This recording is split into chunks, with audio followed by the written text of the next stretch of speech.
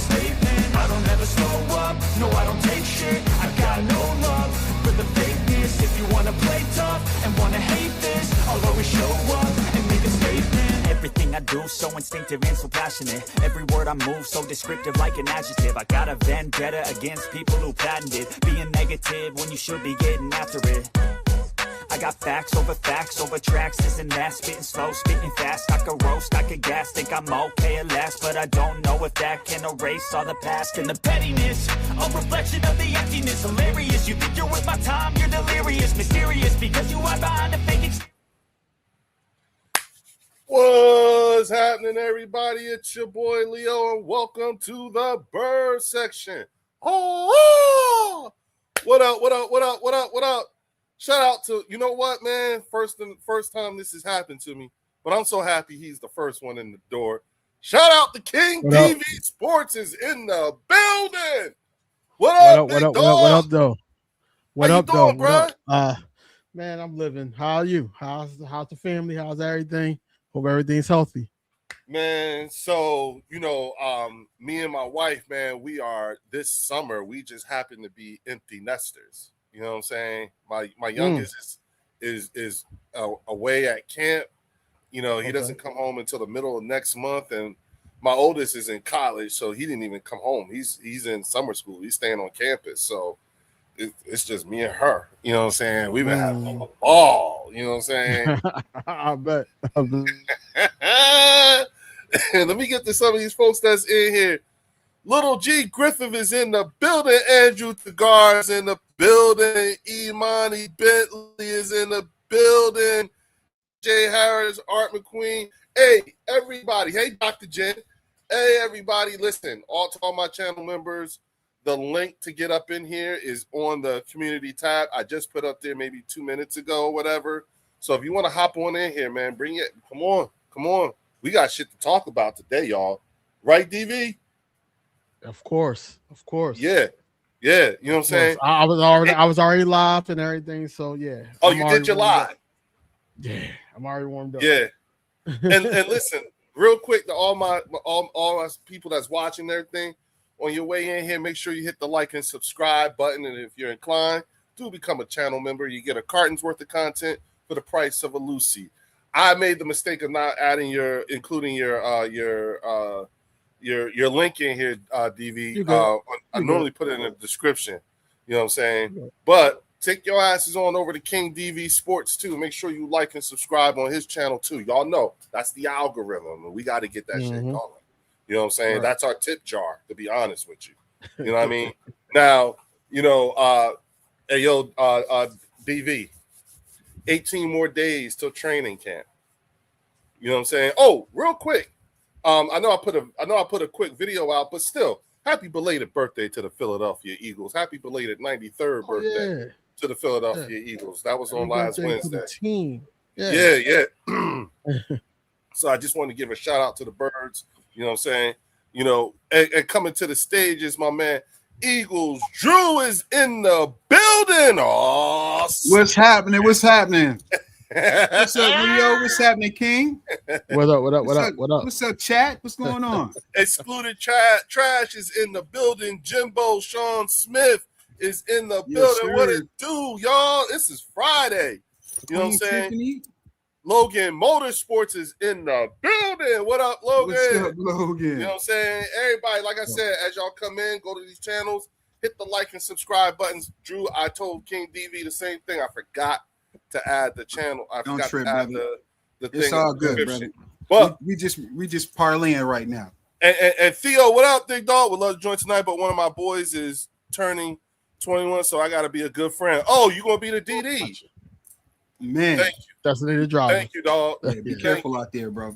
Thank you for being the DD. You know what I'm saying? That's what's up. You know what I mean? 21 is a turn up. Be careful, Theo. Yeah, he's taking one for the team, being the DD. You know what I'm saying? So, but look, also, if you look in the description, everybody, you will see the link to the Bird Section Discord. You know what I'm saying? Go check that out. You know what I'm saying? Go get on that. Go get, the I've had a number of channel members who've been on my case about it. I want to say it was either, I think, Dr. Jen or Tiffany. Somebody didn't tell me I need to be on Discord. So I took your advice and I got on Discord. You know what I'm saying? Because, you know, like there's a way in which I have to do things. So now, like when I go live and everything like that on Discord, it shows up and tells everybody that I'm live. So, you know what I'm saying? Go check out the Discord. Make sure y'all get on that real quick, because I'm gonna be doing cross-platform type of media. You know what I'm saying? When it comes to the bird section, just to get the expand the fingerprint and everything like that. So I've been making moves, y'all. Hey, DP, you like my intro? You like my intro song? Intro's fire, Nick. I got to get with the programmer and redo mine for the year, but yeah, that gave me motivation. Did it? Yeah, they gave me some motivation. I like Hold on. If you wanna play tough, I don't ever slow up. No, I don't take shit. I got no love for the fakeness. If you wanna play tough and wanna hate this, I'll always show up. I don't ever slow up. No, I don't take shit. I got no love. Okay, that's it. So Hey, I like it. I ain't gonna bore y'all with that. It give me the Eminem vibe. Marshall Mathers. Shardy McFroggy, yeah. Thanks, Logan. Give me some time, Tiffany. You know what I'm saying? Shardy, you know what I'm saying? I'm going like I'm still new to it, so I'm getting it. You know, I'm trying to work some things. You know what I'm saying? You know, but I'll get there, y'all. Just give me some time to get more comfortable with it. You know what I'm saying? And you could simulcast right now. You could do you on both Discord and YouTube right now. Yeah, well, yes, on my Discord, it like so when I logged into my YouTube, when I created the stream, you know what I'm saying? My Discord got a message. All right, here's the real secret sauce. So here's how I've been doing things, right? So I have a number of AI platforms that I use to get work done and everything, right? And so what I did was in my Zapier, that's the one that does it. I created a Zap, an event that whenever I go live on StreamYard, it triggers an event on Zapier that lets StreamYard know, that lets Discord know that I'm live right now. Okay. You know what I'm saying? But it also, you know, because I use that stuff just for everything. Listen, y'all, just a bit of advice, you know, especially as I see how business is going and the way the world is moving and stuff like that. If you have not incorporated AI in some sort of aspect to how you do things on a day-to-day, you are wrong. Okay, get off that whole Terminator, you know, John Connor shit. Yeah. Like, come on, that's that conspiracy theory. Yeah, start taking those. Take an AI class. You know what I'm saying? Yeah. I mean, you know, like you see, look, y'all see a shit Momo doing. Yeah, man. You saw he literally threw me in the trash, man. TV, you see that shit? Yeah, that was hilarious. He picked Drew up, me in the trash, tossed his ass in the trash. Literally trashed me. Yeah, Momo. Hey, but you know what's crazy? Some people, like you said, some people are pushing back on it, man. You know, like you know, somebody we know, not gonna put his name out there, really got mad about the AI stuff and was like, man, don't, like, almost was threatening to do a cease and desist. I was like, is that serious? Like, yo, come on, Mark, chill. Yeah. Hey, you know me, Drew. I put an address on shit. Fuck yeah, you know, just I don't want to give him no fuel, man. But you know what I'm saying? I'm like, come on, bro, chill out, man. Listen, that you know, like, hey, it is what, like, what do you say? It is what it is. You know it is what it is, man. Yeah, you know, like, you're right, man. That AI is. Hey, you know what? Gate City Sports. He did a video a day or two ago talking about that and the evolution of it. Mm-hmm. It was very, very good. Go back and listen to it. Everybody go check it out if you haven't. I love the perspective he was giving about, you know, AI is now, and he was giving some pros and cons and, you know, how we move forward with it. I thought it was very enlightening. You know what I mean? Very enlightening. Mm-hmm. Hey, listen, man, it's how I get my business. It's how I get my business done. You know what I'm saying? On so much shit. Because you know what it does for me, DV. If you're not using it, I think you should too. But you know what it does for me? It takes the blah blah blah blah out of shit. Yeah. I ain't gotta deal with the blah blah blah blah. I can, my shit'll be inside my meetings and everything, taking notes and everything, and then it'll tell me what like where are the actionable items and the things that I do every morning at 6:30. I have a briefing waiting for me. You know what I'm saying? Just so I can get it. Shout out to Lamont Askew 1980 is in the building. Western Maryland Steve is in the building. What up, dog? You know what I'm saying? Metal Mike, what's going on? Metal Mike, what's good? Long time no see. I have grave news. Whoa, what's the matter, dog? Whoa, what's happening? What's going on? You know what I'm saying? Clue us in, dog. You know what I'm saying? Shout out to Western Maryland Steve. Y'all prayers up for him, man. Whatever it is. We don't know what's going on, but I might as well get the prayer warriors going on it now. Yo, all right, so Shardy, hold on, Shardy, because he's actually going to be here tonight, y'all. You know what I'm saying? But yes, I did see Rob A on the bruh. DV, did you see that shit, dog? No, I didn't see that one. You know what? He's going to be here tonight. Yeah, Let's wait let for him him to get here before we go into that. Wait, I know, but I'm piggybacking off of what you said about Western Maryland, and really prayers up to him, man. Like he's struggling with. Oh wow! You see that? No, I didn't see it. So yeah, prayers up to him. Struggling with suicide. I almost ended my life after having a mental breakdown. Wow. Hey, Western Maryland. I don't know if you know, bro. I'm a medical professional, right? And I want to encourage you, if you haven't already, take the steps to getting help. Okay, I want to let you know there's help out there for you. You're not alone. Whatever you're going through, you don't have to face it alone. If you need any resources in your area, please reach out to me, brother. Please, email me or Leo. If you know somebody in the chat that knows me, get my number, and I will do my best to try and help get you resources. Mental health is real. Yep. Depression and anxiety is real. It's not a demon. It's an actual diagnosis. It's an actual illness that people wrestle with and struggle with every day. And I want to let you know that we are praying for you. You don't have to go through this alone, brother. There's support groups out there that will hold you up, and we're here to hold you up, brother. We love you. We want nothing but the best for you. You think it's the end. It's not. It's not, bro. I'm gonna tell you something. I heard a minister preach one time, and it really encouraged me. I don't know if anybody remembers remember those hard plastic super balls? Real hard plastic. Because I'm an old head. Like we used to have these really hard plastic balls, and they called them super balls, right? And here's the thing: the harder you hit that ball on the ground, the higher it goes up. So Western Maryland Steve or anybody, I want to let you know, in life, when you hit that ground, the trajectory is only up for you. It's you see that? Only you see that, Drew? Okay. You see that? Great from work and social media. My family helped me through. Thank you, Western Maryland. Great, praise God, brother. You already on it, dog. We here for you, man. Look, we need you around here. Your family needs you, bro. Okay.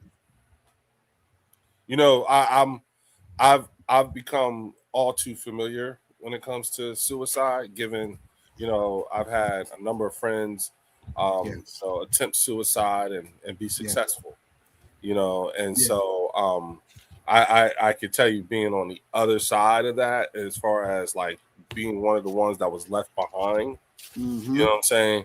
You that's the part that you don't get to see. That's right. You know what I'm saying? There's a real impact with the abrupt, departure of your physical being here. Yes. And that part right there, you know what I'm saying? that's the part that most folks, you know, especially my friends, didn't get a chance to really get exposed to and understand. You know what I'm saying? I echo the same sentiments as Drew. You know what I'm saying? You know, dude. You know, and DV. You know, there is help. Hey, you know what? Talking about it like this, and of course, I know your church is got you covered too. So again, Yes, you know sir. what I'm saying? It's about just making sure that you have all the, you know, what assets and resources you have available to you. Yeah. And here's the thing too. There's a very real possibility that the reason why you're going through this is because you're probably meant to be here to help somebody else. And you got to go through this in order to have a level of credibility. Whoever this person is that you're supposed to be helping hasn't revealed themselves to you because you got to go through this journey yourself. You know what I'm saying? You actually, the reason why you're going through this is because of that. You know what I'm saying? And whoever it is that you're supposed to be here for to help out or whatever, they're the only way that they're going to believe you if you work through this, because it's a constant. This ain't no like seasonal thing or whatever. This is something that you got to learn to live with, not suffer with, but live with. You know what I'm saying? Yeah. That's the best thing. That's the way you do it. You just live however you can. But the thing is that you live. You know, now, you know, Drew, before you came in here, you know what I'm saying? I was asking King DV, like, yo, 18 more days. Yeah, brother. 18 more days. It's upon us, man. It's upon us. I'm excited about it. You know, I think same thing with Logan, man. Same thing. All right, no problem, Lamont. Yes, sir. Same thing, Logan. Same thing. Yeah. Same thing. We got y'all, man. Support is out there. And listen, just being able to outwardly, you know, say it is big in of itself. You know how many people struggle in silence with this? Yeah, man. You know what I'm saying? Like men, period. The things especially men. You know, especially men, because the shit that we deal with. Yeah, man. You know what I'm saying? Like, do you know how many people are out here pretending to be sane? Oh, yeah. I work with them every day, Leo. I work with them every day. You know how many people are out here pretending to look normal? Yeah, man. You understand what I'm saying? Do you realize, you know, like that's the part that I think sometimes women just don't understand. Like, do you realize how much shit we are dealing with right now? Yeah. And they don't. You know what I'm saying? And I'm not, you know, nothing against women or nothing like that, but I'm just saying, like, y'all have no idea some of the shit that we got to deal with, the burdens that we're carrying. You know what I'm saying? Our love, the love we receive is conditional. It's based on the condition that we provide something, we do something. You know what I'm saying? Only dogs and children and women get love unconditional. Right. You know what I'm saying? And that's the thing. It's the way of the world. It's the weight that we have to carry. So yeah, you know what I'm saying? Yeah, brother. Just being working in healthcare, you know, I see, you know, sickness, I see death, you know, on a regular, you know, and the thing that helps me, and I'm not trying to be preacher or anything, but God really centers me. You know what I mean? My relationship with Christ, it centers me, because there's times when, you know, I see stuff and I'll say, like, man, that's crazy. That's not fair. Like, why is this happening? Or you hear, you know, patients, you know, ask that question, you know, and it can really do something to you. So you have to, you know, I would just encourage everybody, if you got a church home, man, being involved in that community is very important. You know, God got you, man, because it's not, life is tough, man. Life is hard. You know, we're not going to candy coat it. It's be tough. Go ahead, DV. It's crazy because the reality of everything is, like, you know, I was talking to my wife about it because she asked me before, because this is not the first channel I had. So she was like, so why do you enjoy talking about the Eagles and in sports so much? And I said, because this is an outlet for me. I go to work every day. I deal with family drama. I deal with every type of thing. I have that weighted surface pressure on my back every single day, right?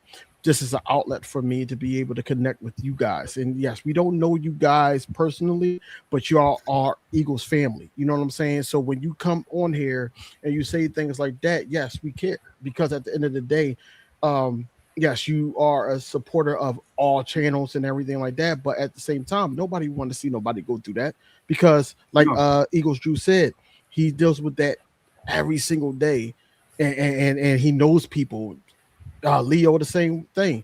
He's known people that were successful as completing that mission of suicide. So it's things like that, whereas though that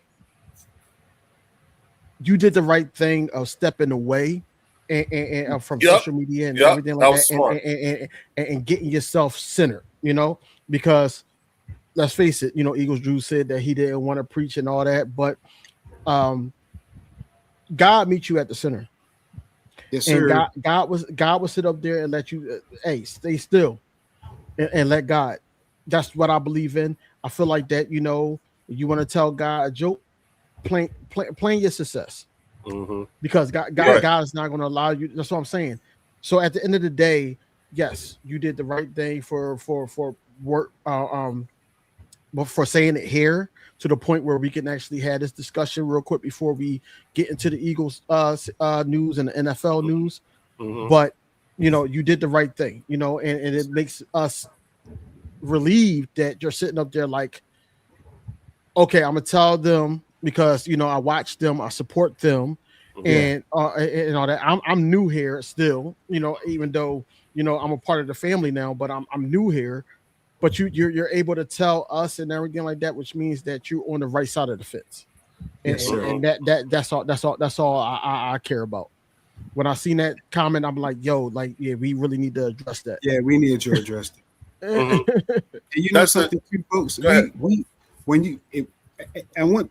take a pause for a second. Like everybody in the chat too, like. Hold on real quick. Shout out to Linda Conyers with the $5 super chat. She said, sports emulates life itself. It is a complete microcosm. I believe it. Yep. Amen. Yep. That's right. That's real. That's real. And I want us to stop for a minute and think, like, you know what I see working in a hospital? That we are so fragile. You know, as human beings, we're very fragile. You know, we think we're tougher than we are, and we are tough. You know, we see guys play on the football field and do some crazy stuff. And you know, Leo, you know, seen stuff in the battlefield, and you know, I had an uncle that came home from he did two tours in Nam, and he was ready to end it, struggling with alcohol. And you know what? He said it was the Lord that really pulled him out of that. You know, and just seeing people, and you'd be like, man, you know, we're fragile. Yeah, like in a moment, you know, it could be me. So, you know, let's thank God. I'm glad that the brother spoke up, and we're here for you, man. This you got a family of support right here, along with your regular family, man. So anybody ever feel like that, please don't hesitate to reach out. Please, even if we not live, man, reach out. Please, reach out. Logan said, before I go from this earth, I want to see our Eagles with 5 Super Bowls. Yeah, hey. Logan, you know what? The way this shit looking, it might. You know what I'm saying? Hey, DV, I said a long time ago, I said that I think that with the way things are set up and everything like that, by the time Jalen Hurts hangs it up, we might fuck around and end up tying or could surpass the Cowboys in Super Bowl wins. What do you think? I can see that. Here's the thing, though, right? Because there's all the talk about him being extended and everything like that. I can see it. All I'm saying is we gotta stay the course, and I feel like that, you know, with this offensive coordinator. With the offensive coordinator with Jalen Hurts' mindset of trying to conquer the. Is it me? No, I think he froze. No, it's me. Go ahead. Okay, It's me. Sorry, Yeah, I'm good. DV. I'm good, but no, it's just that I feel like that Jalen Hurts just had to stay a course and also make sure that his number one guy, Devontae Smith, get paid as the number one wide receiver. I feel like that we could go as far as that. Mm-hmm. Mm-hmm. Now, Shardy said Nick choked 2 seasons away. I don't know now. I don't know if I entirely agree with that, Shardy, only because we're now, a few years removed from the collapse and everything like that. And we found out that somebody on the team was actively trying to sabotage shit. You see what I'm saying? So I'm not entirely sure, what I'm saying, that I actually agree with that all the way. You know what I'm saying? So that being said, what I'm saying, I have to Western Maryland Steve's question. Yes, we have seen the talk about Shador, Dallas and Cleveland talking to each other about getting Shador and everything like that. So it's like, all right, here we go. Of course, but hey, if they do, that'd be smart on their part to go get them. You got to start. You got to get Dak's replacement in the building like now. I think that would be right. That would be a great move for them. Like I would be impressed by that. I really would. I think so too. Instead of them talking about signing Von Miller. Oh, but here's the interesting thing, because I was listening to them cats. I saw that with Rob A and everything like that. Mm-hmm. They don't like Shador. They don't like Shador. You know what I'm saying? They don't like they and I'm gonna tell you what it is, because I'm gonna tell you exactly what it is, because he's a kid that comes from privilege. You know what I'm saying? And it's off-putting for them.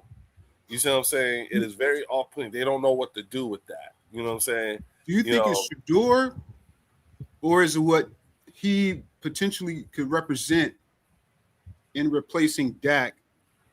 Because I would say, because it was Jesse too. Like, I was listening to how Jesse and them talk too. Jesse, you know what I'm saying? They don't like. He's a classic Cowboys fan. Yeah, well, I don't know what he is, but he's not that big of an expert on his own team. He only has like 2-3 word sentences that don't say much about, can't tell you anything except for he's mad, but he can't really. If you ever actually heard him go into detail about what's going on with his team? Never. No.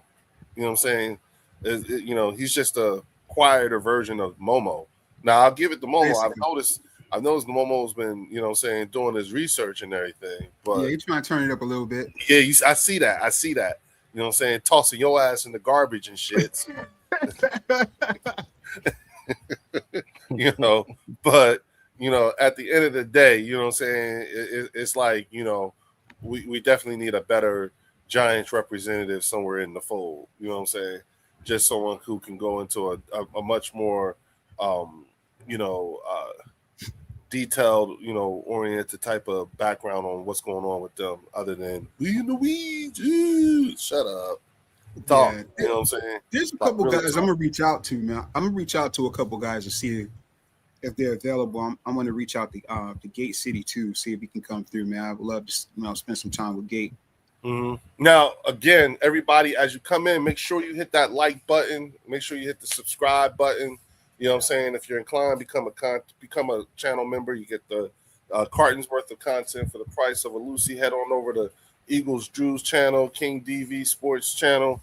Make sure you like and subscribe there too. Become channel members. You know what it is. Again, this is our tip jar and everything like that. So we got to make this stuff happen now. You know what I'm saying? Look, y'all, I don't know if is it me, or does it seem like the narrative around the Philadelphia Eagles is starting to evolve a bit, you know what I'm saying, with how they talk about our team and our quarterback and everything. You know what I'm saying? Have you guys noticed it, DV? But no, but which way are you saying that it's like evolving?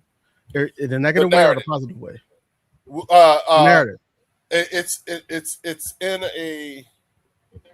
It seems like all right. I'm talking about like going from, our season was a terrible season last year, and Jalen Hurts is horrible, and our team is horrible, and Saquon is on the down.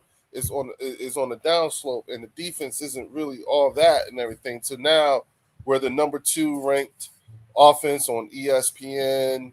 You know, Saquon's ranked number the third best running back in the league. You know what I'm saying? Yeah. Like all all this, all this strife, you know what I'm saying? Is it me, or have you noticed that too? So here's the thing, right? That's why I'm just coming off my live because I was waiting to see when you was going to get out the StreamYard link for me to, add on here. But I was on live earlier and I was like, is the Eagles a super team? Because certain people on Twitter and certain like credible guys on Twitter was basically saying that we were a super team. And I'm like, why, how are we a super team? And y'all got us listed certain ways to the point where now, if you think about it, Dallas Goedert is not even in the top 10. You got Q and Coop. They in the top 10, but I feel like but I think that Q should be higher, just like I think that Coop should be higher. How you doing, Drew? Go ahead, King. What up, Art? What's good, man? No, Leo, King DV, Drew, how y'all doing, man? Good. What good. up, Go ahead, DV. Go ahead, DV. But no, it's more so that when they talk about a super team and everything like that, I think the narrative that we were talking about, Leo, I think that is surrounding Jalen Hurts, because I feel like Jalen Hurts is in a situation like he was his whole career so far. He's damn if he do, is damn if he don't. If he sit up there and win, then it's like, oh, it was the team. But if you sit up there and lose, how do you lose with a team like that? So now they're basically building it up that way. Think about it like this. Leo, remember that's what I was telling you?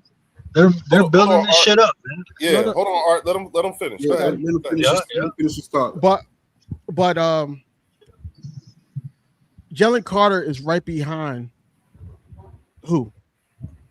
Jeffrey Simmons, who they said that resetted the whole goddamn market for offensive tackle. So now that's the narrative. It's a whole narrative scheme of things and all that. So to the point where now it all trickles back to Jalen Hurts, because it's not even just the Philadelphia Eagles anymore. Because I thought they would say it just on the Philadelphia Eagles. It's this young man and Jalen Hurts. His whole legacy is more so. You got this, people. You got this. You got that. You can't really throw. You can't do that. And that was on my live stream. He was going at it with people.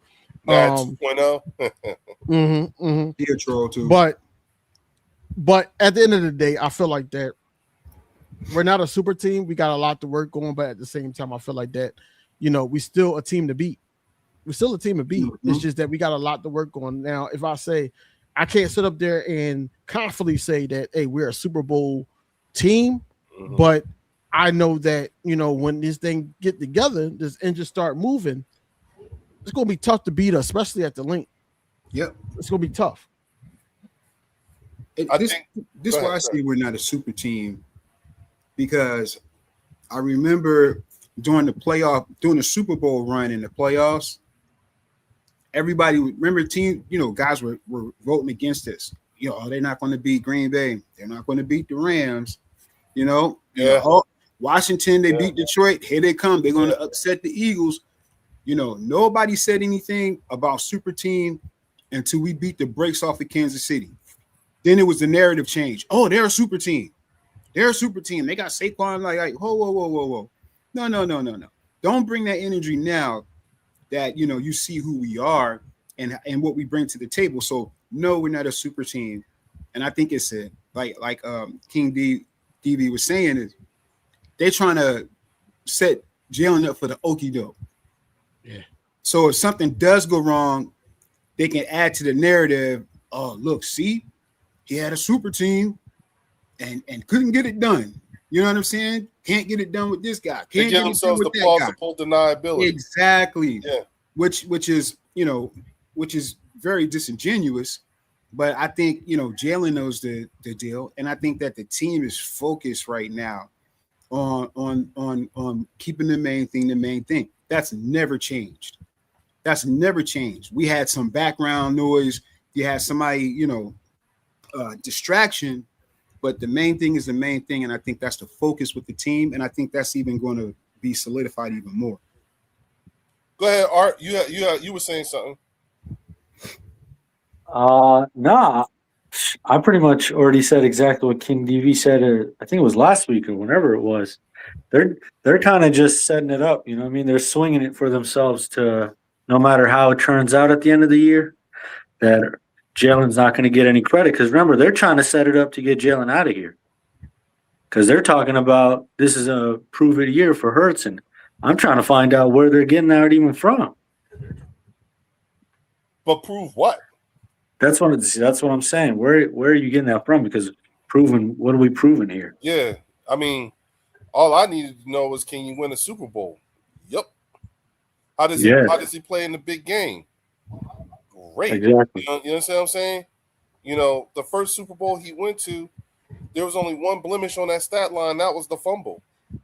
But other than that, statistically, he had a better game than Patrick Mahomes, and this team won the game. Oh, yeah. You know what I'm saying? Statistically, and, you know, when you put Jalen Hurts against Patrick Mahomes, they've met each other 3 times. You know what I'm saying? And Jalen's won 2 out of the 3, but he statistically played better in all 3 than Patrick Mahomes. So what are we talking about? He's beaten Josh Allen. He's beaten Lamar Jackson. He's beaten Joe Burrow. You know what I'm saying? Like, what is it that you know what I'm saying? What is it that he has to prove what? That he can win against those guys? What? He has to prove that he can throw for 6,000 yards like that? You know what I'm saying? Is that what y'all want? Y'all want stats? He needs to prove that he can get more, he can stat pads real good. You know, like, what is it that he needs? What is it about this being a prove-it year for him, but everybody else is, you know what I'm saying? Why isn't this a prove-it year for Justin Herbert? You know what I'm saying? Why isn't this a prove-it year for Josh or Lamar? You know what I'm saying? Why isn't this a prove, like what does he have to prove? You know, what does he have to prove? And if you're telling me that I have to take away the winning, you know what I'm saying, to prove a point, then no.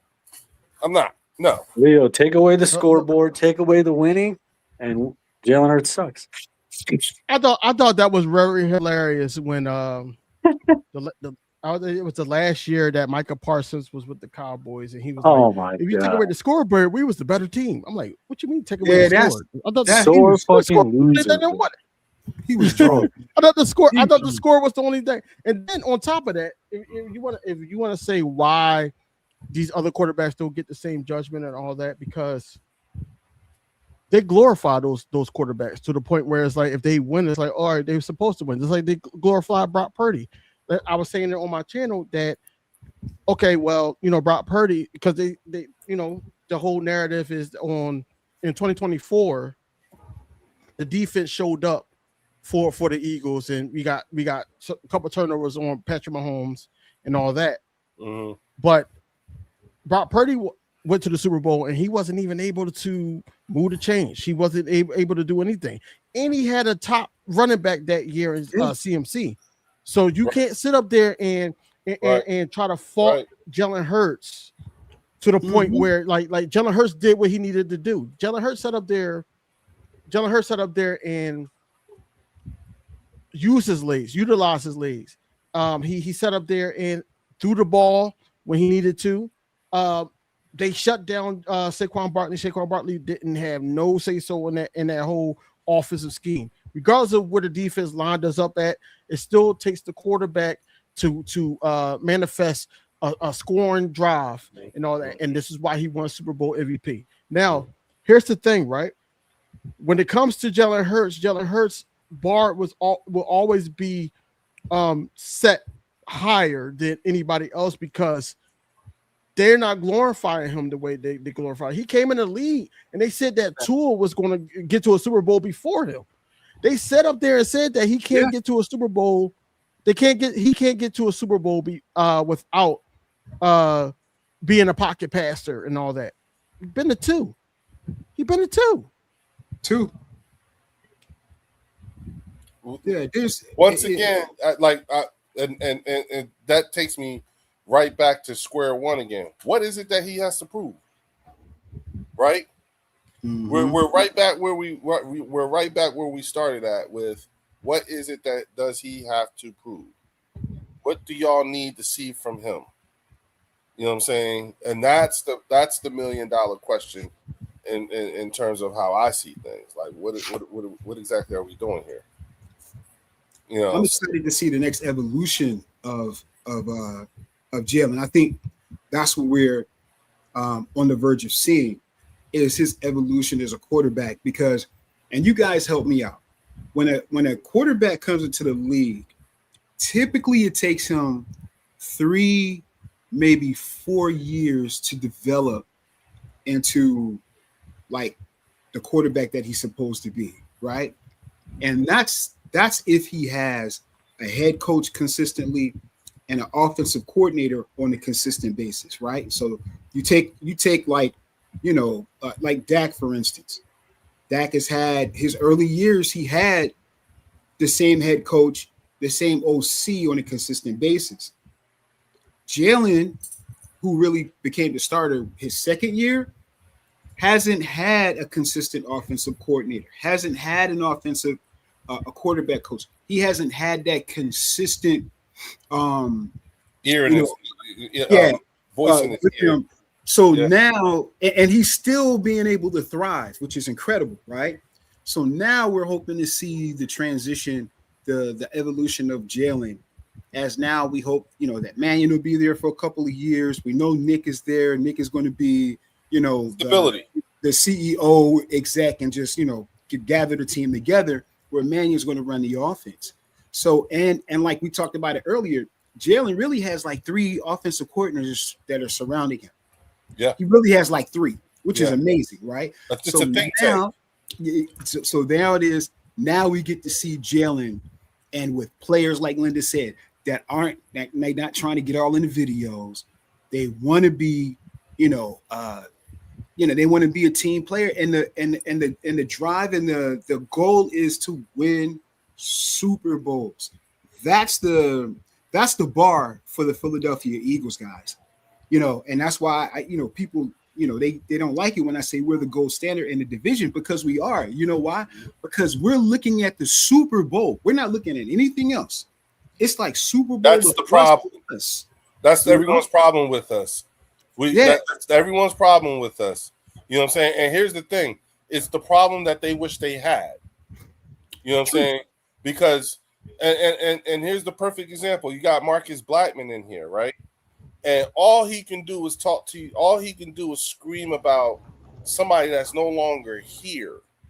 You understand what I'm saying? Like, he has no other nothing. You understand what I'm saying? Like, nobody who actually knows, like, who actually has looked at this team and says the things that he says. That's what you come up with. You know what I'm saying? Because there are things that, like, we don't know if we're going to miss him in this offense. We've never seen him in this offense. We don't know what we have.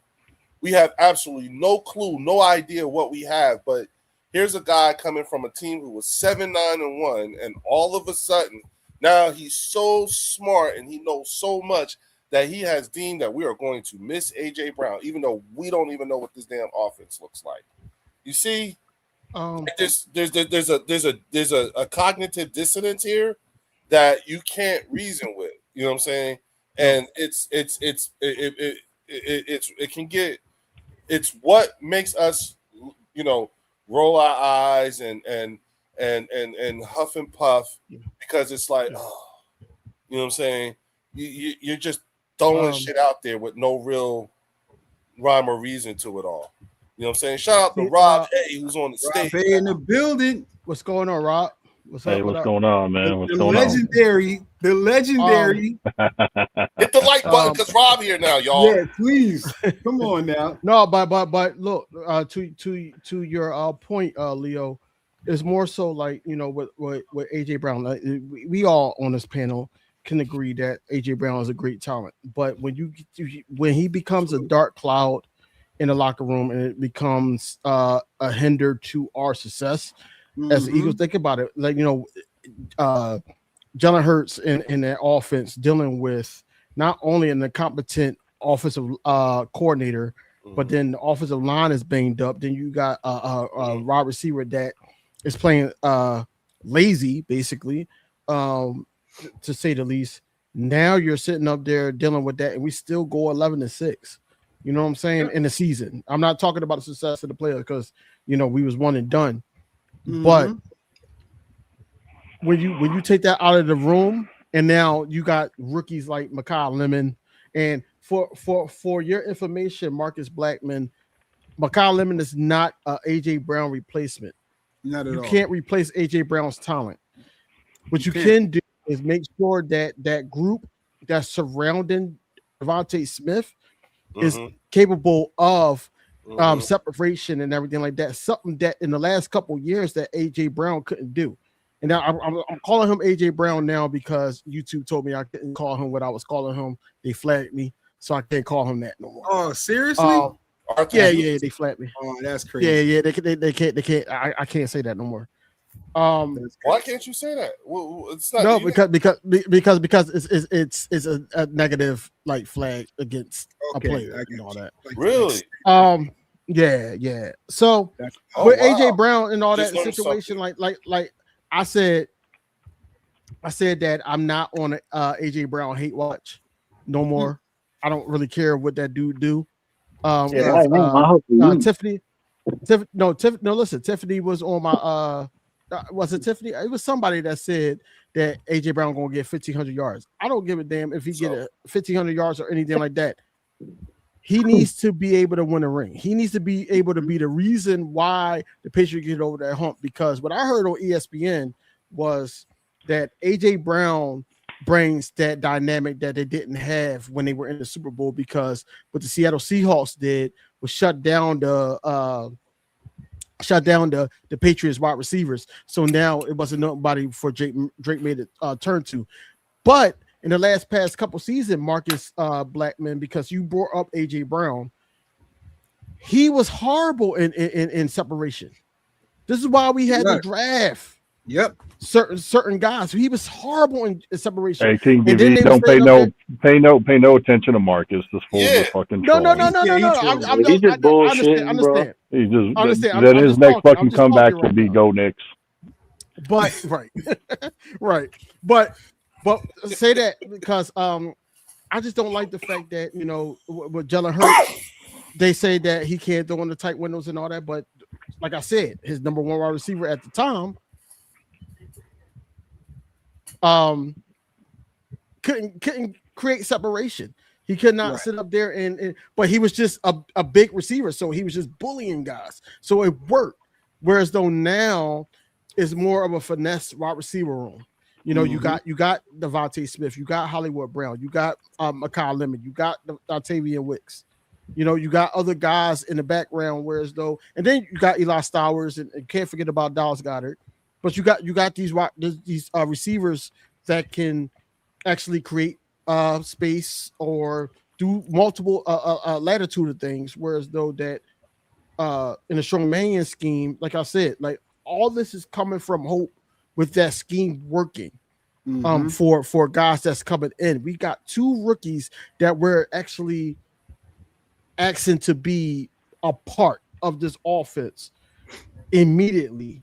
You know, I'm not saying Makai Lemon is a Devontae Smith. I'm not saying that Makai Lemon can come in and just be dominant. I'm just saying that Makai Lemon, all he needs to work on is having the mismatches and winning them. That's all he needs to work on. Now, that's all I said. You alluded to, and I said this at the beginning of my live too, that we were 18 days away from training camp. I need him to be day one working in training camp, because if that hamstring, I'm a little concerned about the hamstring, and hopefully it was just precaution throughout mini camp and then training camp. If he's a go, then business as usual. But until then, I need everybody hands on deck. Period. You know, he's doing interviews and everything like that. I need him to be able to coexist with QB1. Yeah. I need him to be able to get through training camp unscathed. You know what I'm saying?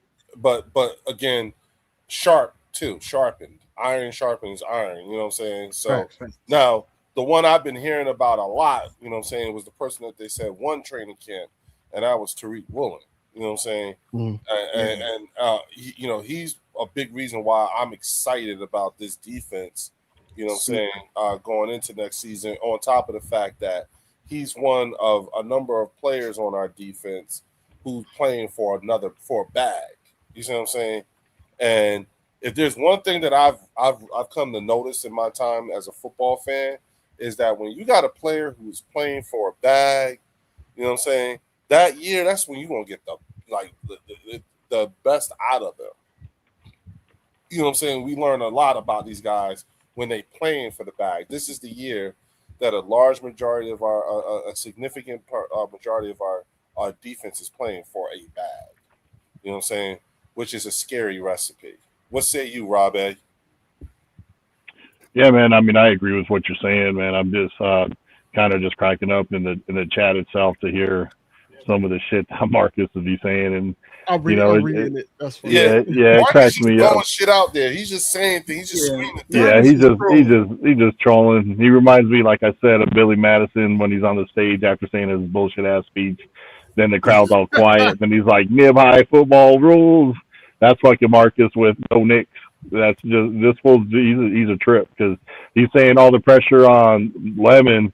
That poor rookie is gonna have all this pressure. What shit? Nah, dude, that's Caleb Downs. He's the one who's gonna have all the fucking pressure on him because he's the one who's supposed to be their savior. I mean, Lemon's just a piece of the puzzle. He's a cog in the machine. Yeah. Where Caleb is the one who's supposed to be the next Ed Reed and shit. And if he don't live up to those expectations, that defense, like I said the other night, just a bunch of Jags, bro.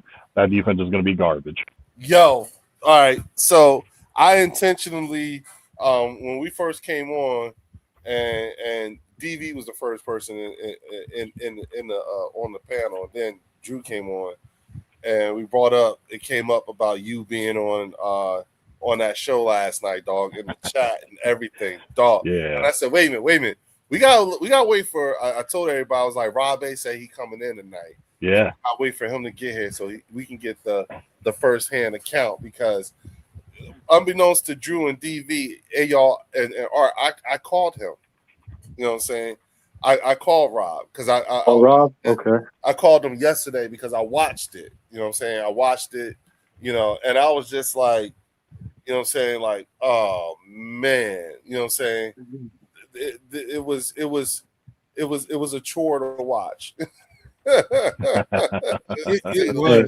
They always got to get personal because they ain't got nothing real to say. That's all that is. And shout out to Linda Conyers with the $5 super chat. She said, Caleb Downs will be exposed when Dallas realizes that only Philly gets 6 sacks with a 4-man front. Dallas is too undisciplined. It's You know what, Linda, that speaks to the massive responsibility and job and rebuild that Christian Parker has to do. And with the tempestuous hearts of the Dallas Cowboy fan base, I'm not sure that they're going to give him a fair chance like they did. They're going to do him like they did Eberflus. And that part is what pisses me off. You know what I'm saying? That's what bothers me about Christian Parker going to the Dallas Cowboys. You know what I'm saying? It sucks, but it really sucks because he's not going to get a fair shot from that fan base or that organization. They're going to make him the scapegoat. Yeah. I believe 1980 when he said that.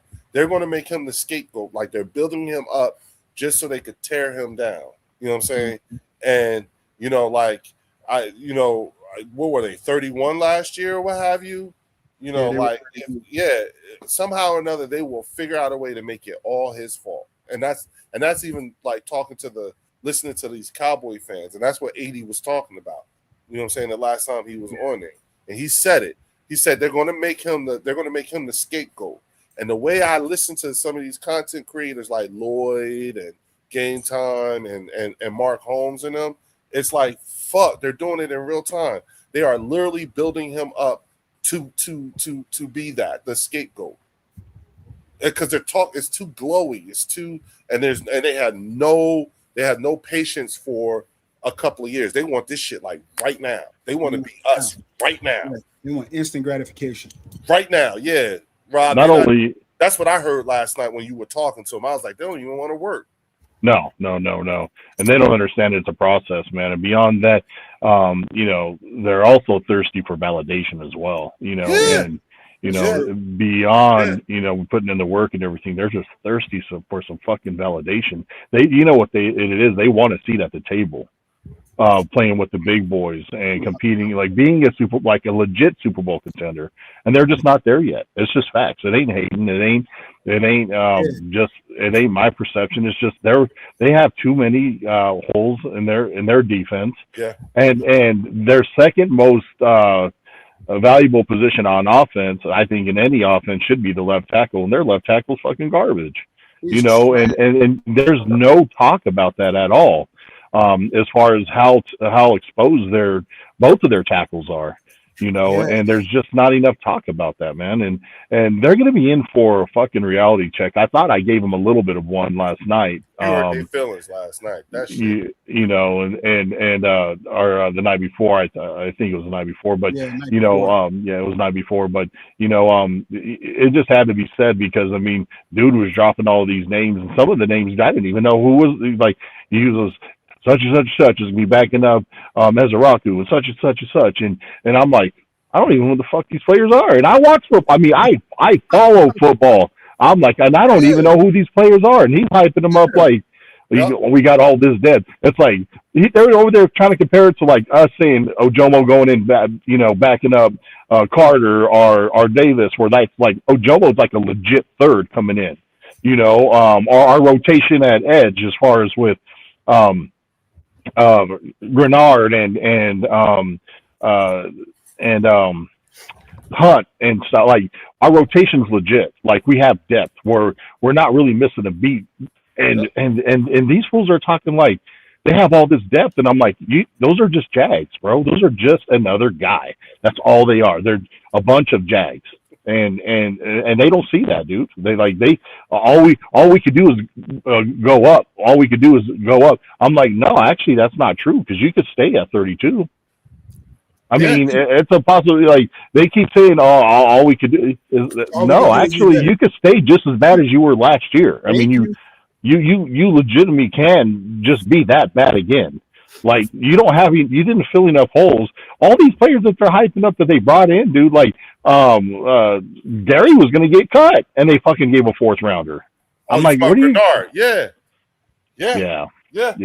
And or D Winters. You know what I'm saying? Again, we're sitting here because I was sitting there and I'm listening, and you nailed it, Rob. I mean, you were telling them like, yo, Gennard was about to get cut. You know what I'm saying? If D Winters is that good, then why did John Lynch and Kyle Shanahan just let him walk out the door? You know what I'm saying? Like that's like, yeah. And here's the thing. You know what I'm saying? These were legitimate questions that you like. Are you like? It's not like. See, here's the thing. When you start talking like that in their heads, like what they hear is they hear that they can't be optimistic. They hear that nobody wants to, and that's not what we're saying. No one said that. You know what I'm saying? Leo. No one said that. You know what I'm saying? What we're saying is that, like once again, you know what I'm saying, you're trying to sell us a bad bill of goods. Like it's not so much that it sounds like you're trying to convince yourself more than you're trying to convince us. Right. That's the part. Right. Like we're like everybody who is not a Dallas fan is saying, like with them, this is the worst game of hide and seek ever. It's like, we all sitting here looking at y'all like you're right there by the tree. We see you, right? Right. Yeah. You know what I'm saying? And you like, and Dallas fans are like, look, no, you can't. No, you can't. You can't see me. They think, I see your hat. I can see your hat. Look, it's right behind the tree. See the hat right there, right behind you. We see you. They think that. Like they really think that. And they hear attack. And we can't be excited. Why can't we be excited? Because y'all about to set y'all do it every year. Just and excited is one thing, but now they're fucking talking Super Bowl, bro. Now that's when they broke me with it. I'm like, you know what? Every true fan should be excited about their team. But when you start going to that level of Dak being an MVP and we could be Super Bowl contenders and this and that, and it's like, come on, man. Like, I would prefer a humbled approach by saying, hey, we're getting better. Hopefully we can compete for the East. If we stay healthy and if Parker could, get these guys playing, maybe we have a shot, but who really knows? That ain't what you hear from them, dude. They're like, oh no, our offense. I mean, and they're like straight legit, just like with that. We're in fucking July, and they're over there saying, yeah, our offense is going to for sure be a top 3 offense. Like, how do you know for sure? Like, how do you fucking really know for sure? Well, it's I'm sorry, Leo, to cut you off. Go ahead. Huh. Last year, the Quarter Rain Prescott actually set up there and shook. I forgot who hand that was. I'll see you in the NFC Championship game. Yeah. So it's not just the fans; it's the players too, sitting up there being delusional. Number one. Yeah. Number two. Thank you. Right. Number two. I spoke to Dallas Cowboys fans. Some Dallas Cowboys fans don't like that Prescott in that position. They think it's time for a change. It's been a decade. It's been a decade, and he hasn't done anything, right? It's video. It's video footage on YouTube or Google, whatever you want to search up. And he's sitting up there saying his team sucks. We fucking suck. It's also video of a number 1 cornerback at the time, and Diggs basically calling him out. Yeah, that would never happen to a guy like Jalen. It would never happen to a guy like Jalen Hurts. I'll digress on that. My whole thing about the Dallas Cowboys is it's going to happen every single year because everybody, like, every time I spoke to all those guys, all those top Cowboys content creators before, and it's always, it's 0-0 now. Especially in 2022 when we lost the Super Bowl, they're like, 0-0 now. We got a chance. Every single year y'all have a chance, and every single year y'all fell. Y'all ops, like, the ops shouldn't even be us. The ops should be The ops should be the 49ers. Because every time they run into the 49ers, they can't win. They can't beat them. They can never beat the 49ers. I feel you, DV. We're actually not real. The ops. It's the 49ers. Like, we're actually not the ones that.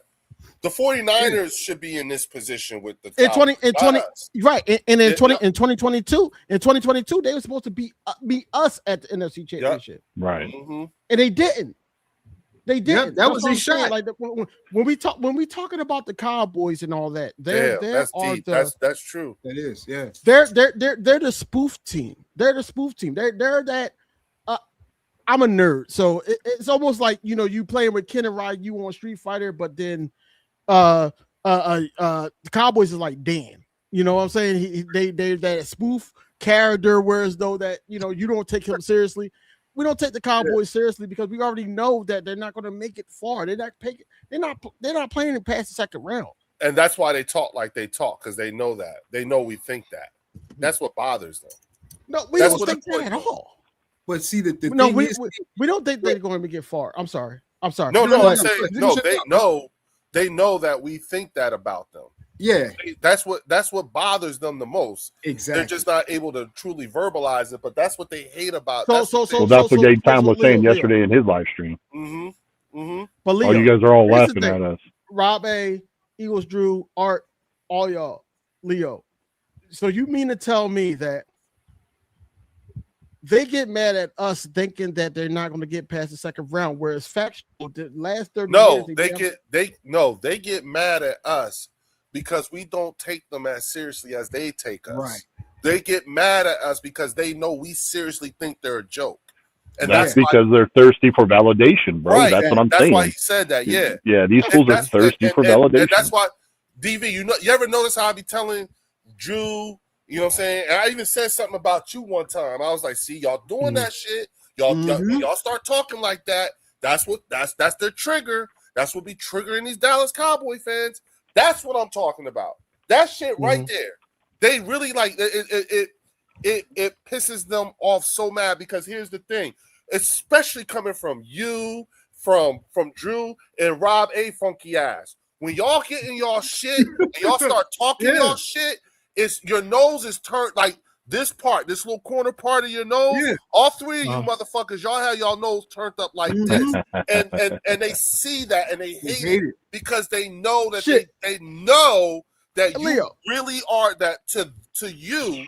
They know, like you have convinced them that to you, they're a joke. Because facts. Hey, King, you know what the comeback is? Infuriates them. And you know what the comeback is? And somebody will probably said it or already said it in the chat. 5 is greater than 2. That's it's not already the- been Right. said. No, That's it. that's It's already always. been said. That's always. That's Yeah. Mark always. just already is the said it, problem. of course. 5 is greater than 2. Yes, Right that's before he always- said go, Nick. That's always. Yeah, but here's listen, the problem. listen. On my That live is stream, not on my the live stream, flex it used to be. it's not. It's not. That's the part. It's not when they the last time they won the Super Bowl, the Super Nintendo was a hot system. Anyway, Yep. Thank you. Yep. Yep. anyway, PlayStation wasn't even out. it's so crazy, right?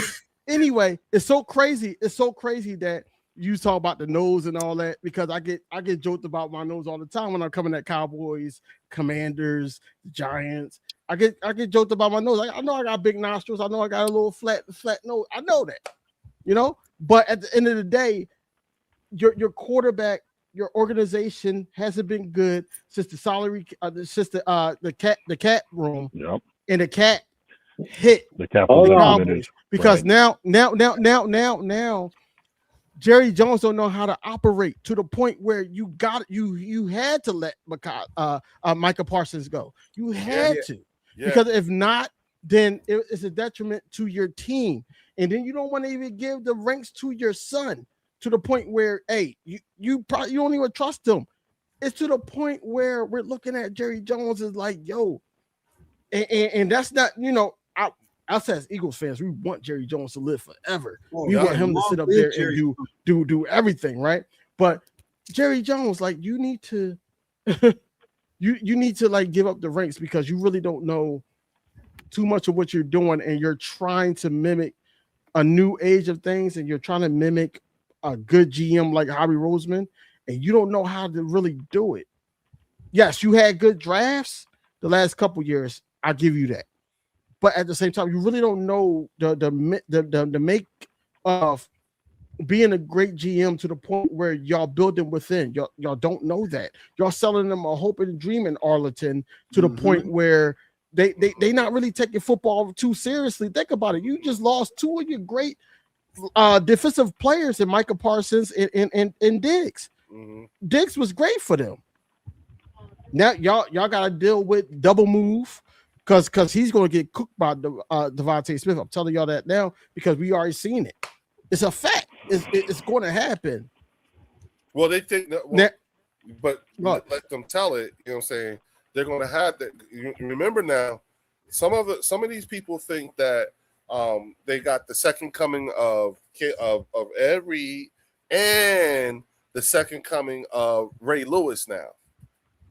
Yeah, somebody said that. Oh, Barham. Yeah, Barham from Somebody Michigan. Yeah, Is the second coming of Ray Lewis. So let me address Cowboys the chat real quick, because fan fanatic think that I think that Diggs was good. No, Diggs was good for the Cowboys. You know, I'm not saying that he was the greatest. He was good for the Cowboys. Now, what I'm saying is that when it comes to the Cowboys let go of these guys, and now the defense is in question, and now y'all trying to pick up Christian Parker because he was a part of a Super Bowl. He was part of a Super Bowl winning team. Yeah, but he hasn't took on a whole defense. He's a rookie still. Yep. And you're sitting up there thinking like, okay, he can sit up there, Caleb Downs. He can sit up there and make him a good player. But where that leaves everybody else, that's what I'm saying. That right. They defense got a lot of holes. They tackles. Remember, DV, you're wrong. You are wrong. I'm not. I'm not. Don't do this. Let's not do this. Because not tonight, Leo. Not tonight. You are wrong because he took care of the linebackers and the secondary and the front line. You know what I'm saying? Vic just sat in the what did he do? Rob, he just sat in the booth and just like drank. Yeah, Vic Fangio just drank. He just drank Tang. That's all Vic did was eat crumpets and drink tea, right? Yeah, because Christian Parker ran the defense. That's what I'm saying. You're wrong, DV. Some of them, King DV, he not lying, bro. Some of them believe this, bro. You look. Here's the crazy part, right? And I'm gonna say this. It goes on both ends. One of the things that concerns me about Sean Mannion should be a concern for Christian Parker as well, right? Both of these guys are rookies. My thing is, when they are faced with an experienced defensive coordinator, that's why I'm glad we got Vic Fangio, right? When they're faced with a good defensive coordinator in game, you know what I mean? I'm talking about midway through the second quarter or after halftime, how is CP going to adjust? Can he adjust? Because he doesn't have any experience coaching against a defensive coordinator. And I can say the same thing about Mannion, right? But again, I think Mannion has the advantage. And yes, Mannion has most of the pressure. He has more pressure. CP doesn't have any pressure, if you ask me. There's no pressure on CP this year, other than the fan base. But Sean Mannion has pressure on him because he was given the keys to a Ferrari and said, you got to drive this thing, right? Drive it. And not only did you got a Ferrari, but we added some pieces to it, you know? Now drive this thing. Now, how are these guys going to do in-game adjustments? CP's never done that before, right? So how do you know that your defense is going to go from 31 to top 10? Not saying it can't happen, but realistically, guys, that's not happening. With the lack of talent on that team, not no talent, but the lack of talent on that team, it's going to be a rocky road. And to be honest with you, the needle's pointing down before it goes up. Hear me, Cowboy fans. No hatred. We're talking football. Really, reality speaking, the needle's pointing down for Dallas than it is pointing up, right? But everybody's gassing you guys up because it's so easy to do because you're so thirsty. The defense needs a lot of work. Now the NFL has a whole year on Shoddy's play. They got the playbook now, guys. They got the playbook. So you're saying, oh, we were top 5 in offense, total offense, but you guys were middle of the pack in the red zone. That's a problem. So you think that's automatically going to change against some of the defenses you're going to play, some of the coordinators you're going to play, some of the quarterbacks you're about to play? So, temper your expectations. Yes, Dallas had a good offseason. You had a really good offseason. I think the future is bright for Dallas, potentially. Yeah. But look, guys, come on.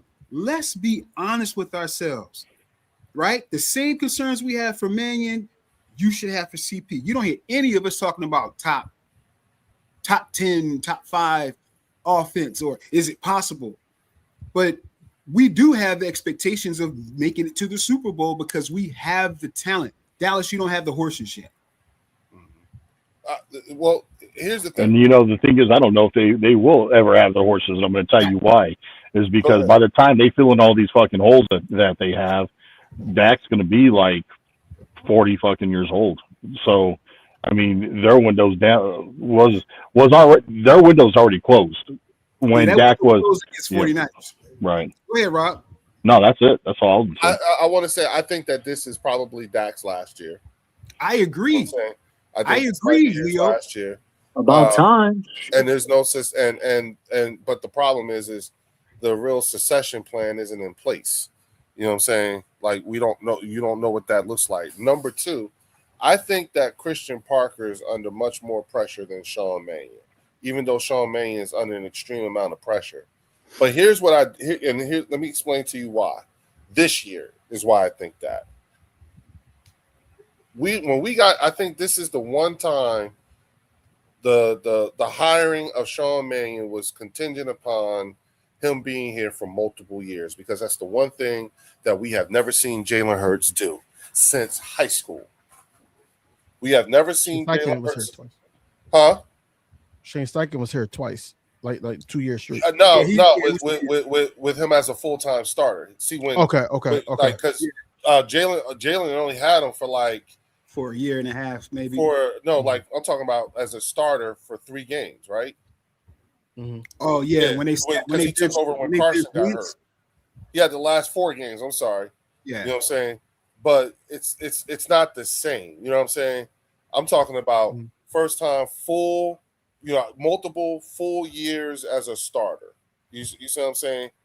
And that's what I want to see. I think that was one of the pretenses to the Sean Mannion hiring and who we were going to bring in. That so that no matter what the growing pains are and everything like that, you're going to be here for at least 2 years. You know what I'm saying? Especially with the fact that and listen, that's the whole fucking staff, damn near. Which is why they put Clint. They made Clint Hurt the number 2 on the defense. You know what I'm saying? Because if you do that, now you don't have to. Now you can deny other teams from interviewing him because he's going to be the guy that's going to take over eventually when Vic leaves. Yeah, give him a fucking. You give Clint Hurt a project like Uar Bernard. He's happy for the next 2 years. You know what I'm saying? Because he gets to develop this guy. He ain't gonna leave. You know what I'm saying? As long as we pay him right. You know what I'm saying? As long as we give him decent pay and we make him the assistant defensive coordinator. You know what I'm saying? And tell him he's got the, he can, do the same things he's doing, but he also got this project of a player. We're good. You know what I'm saying? But Christian Parker, nah, they've already started the process of making him the scapegoat. You know what I'm saying? And that's with front office and fan base. You see what I'm saying? And how they're building them up in the whole 9 yards so that they will do the same thing to him that they did to Eberflus if he doesn't produce like they think. They listen, y'all. Remember, Vic Fangio brought the defense, brought art. We have the record for the biggest jump in the history of the league right now as far as defense goes. We started at 31 or 30 or something like. We went from 30 to number 1 in one year, and that's what they expect Christian Parker to do. And that's why they're running away with this whole thing that they're going to be this amazing defense.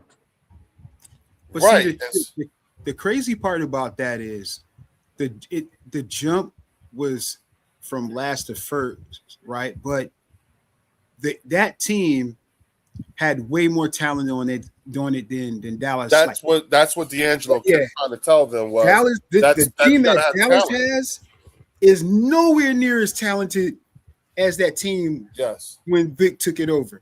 We still had Jalen Carter on that team, and Jordan Davis was on that team. So we, the talent. There's no comparison.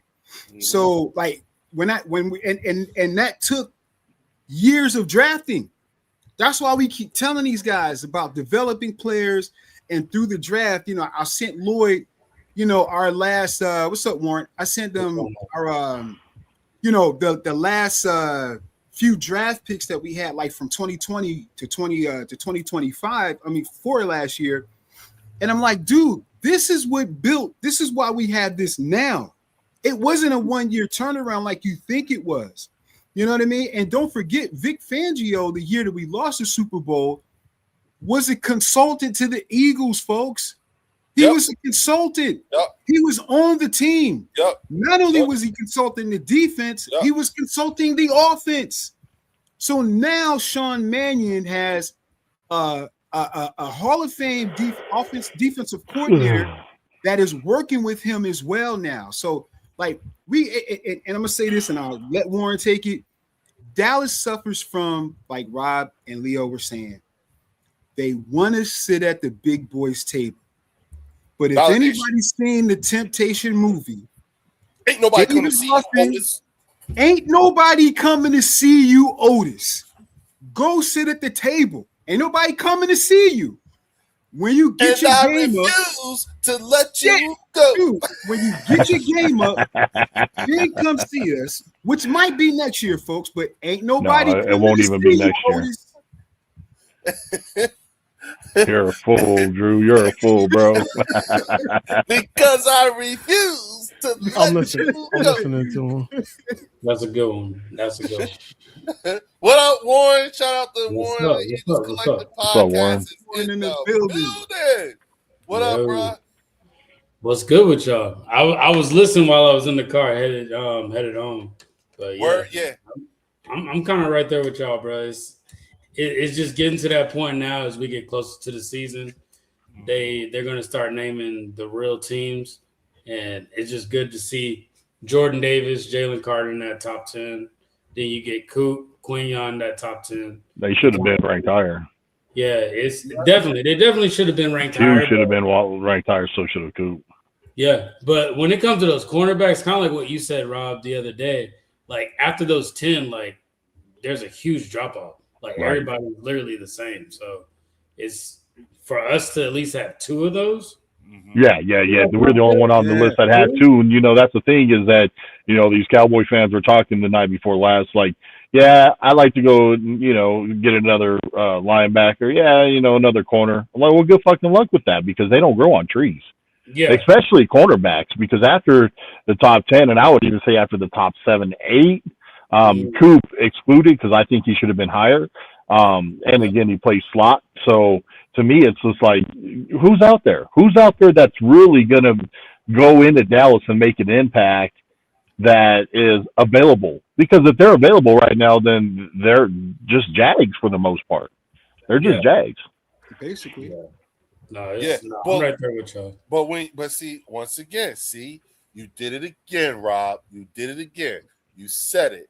And that's what hurt their fucking feelings. You called them Jags. You know what I'm saying? And because mind you, they're now hanging their hat on the fact that Von Miller wants to be on their team. And they're running with that. You know what I'm saying? Plus they were talking about Terrion Arnold. You know what I'm saying? Well, this is the thing though, Leo. They were talking shit to Momo about Von last year. Yep. Yeah. Right. Yeah, I remember. They was over there talking shit. You have all these old players, AARP, and you guys are old. And now all of a sudden they're on fucking Von's nuts like if he was the same player back here in Denver in the Super Bowl. And they let Clowney go. Right. You know what I'm saying? You let Clowney go. He works better for your system than Gary. You know what I'm saying? But y'all let him. Hey, let me say this real quick, guys. I don't know if you saw Lane Johnson interview. I want to say maybe Monday.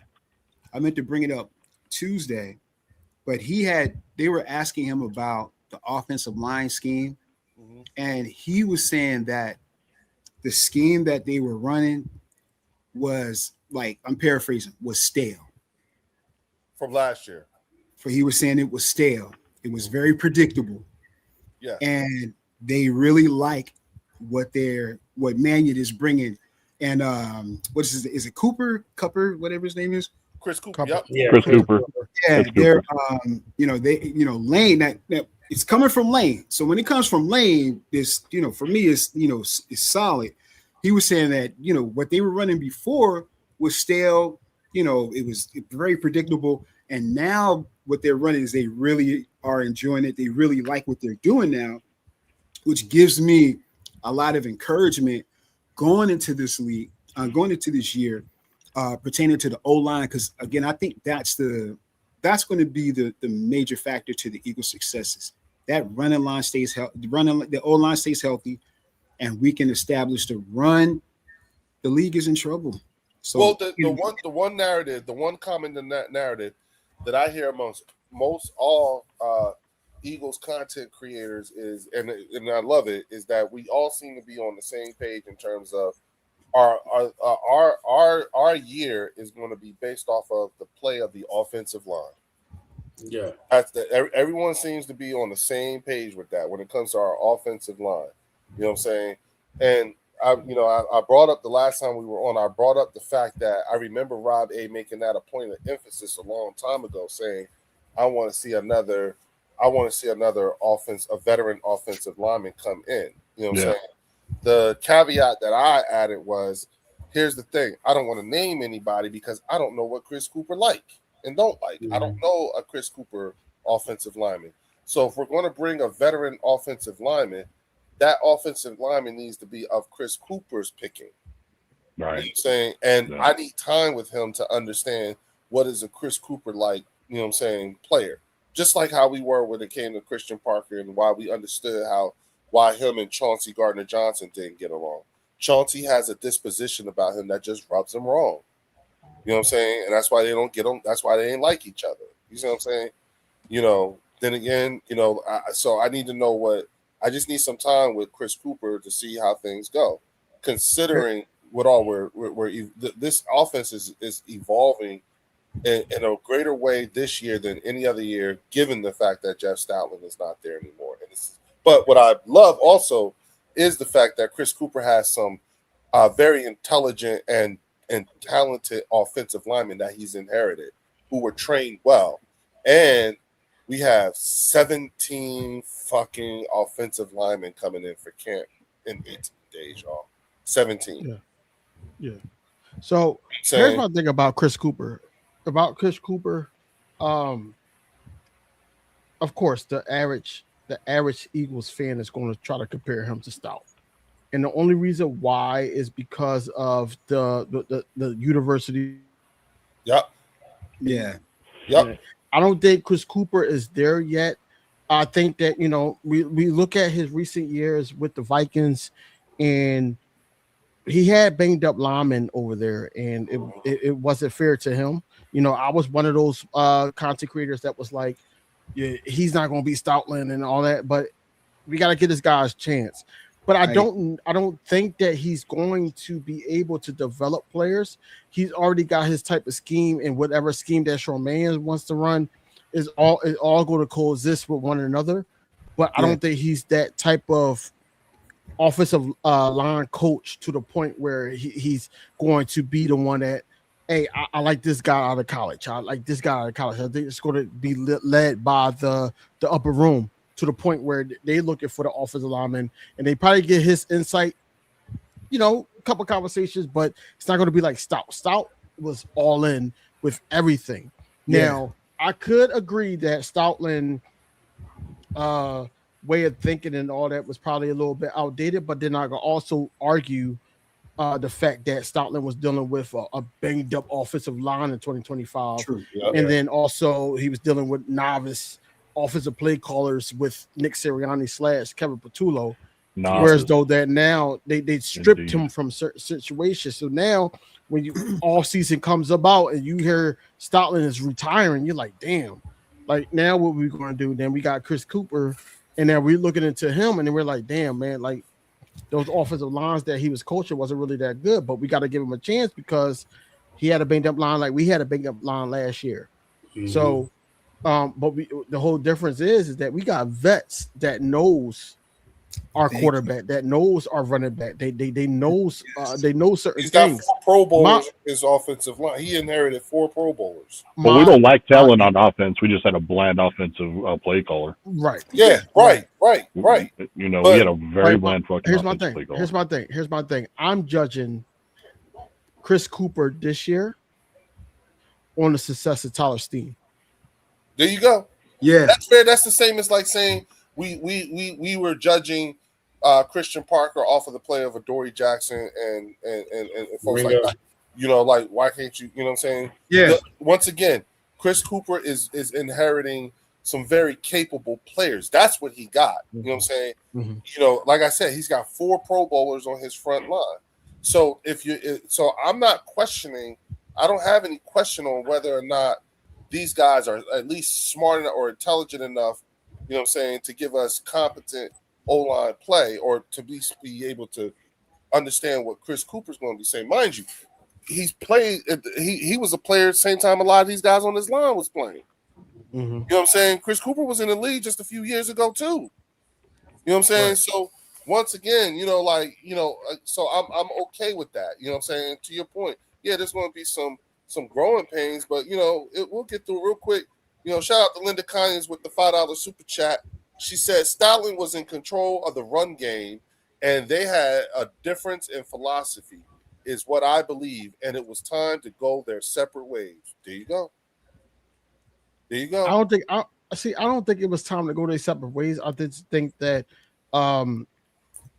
my hypothesis about the whole situation that happened in 2025, especially in the beginning of the year, was that we had some success. 2024, we won a Super Bowl, and Kellen Moore moved on. Kevin Patullo was somebody that knew a guy. Mm-hmm. He got plugged in, and Jalen Hurts his exit interview was like, "Yo, basically long story short, he said I'm not too sure about this guy, but whatever." He's screaming a different beat of the drum with Sean Mannion, but that's the whole thing with the whole scheme of Kevin Patullo. Then Kevin Patullo and them, you know, they wanted to go north and south with Saquon Barkley, but Saquon Barkley is not that guy. Saquon Barkley is shifty, and he could go north to south if he wants to get the first down, but he's more like a east to west type runner. Whereas though that, hey, I'm gonna break for 20 to 70 yards if need be. You know what I'm saying? North and south wasn't never his thing, but when you have a top paid running back that just got 2,000 yards a year prior, running behind a banged up offensive line, what do you expect? And then you can't even scheme guys open, and we're sitting up there having drawn out routes for these wide receivers, whereas though now we're playing backyard football with a banged up line, and then Jalen Hurts either got to throw it away or, hey, I'm going to trust my guy to try to get this ball. Period. That's basically what we were doing all year. Besides probably the Rams game and also the perfect game that Jalen Hurts threw. Besides that, I feel like that we were scrambling because we were trying to make things happen and all that, and we still walked away with an 11-6 record. Still entered the playoffs. It's mind-boggling that now Chris Cooper has to deal with this two offensive linemen and Dickerson and Steen. Dickerson and Steen. Dickerson and Jurgens. They both went overseas. Yeah. They went overseas to get those injuries situated. Now they're back. They're moving. Then you still got a 35-year-old Lane Johnson that's coming off of Lynch Frank. Like that's going to be the key. If he could get those guys to believe in that scheme of blocking and doing those things, and also, like I said, the weakest link for me, if they're all healthy, is always going to be Tyler Steen. And if Tyler Steen is a strong point in this whole scheme, then I feel like that this offense can pick it up.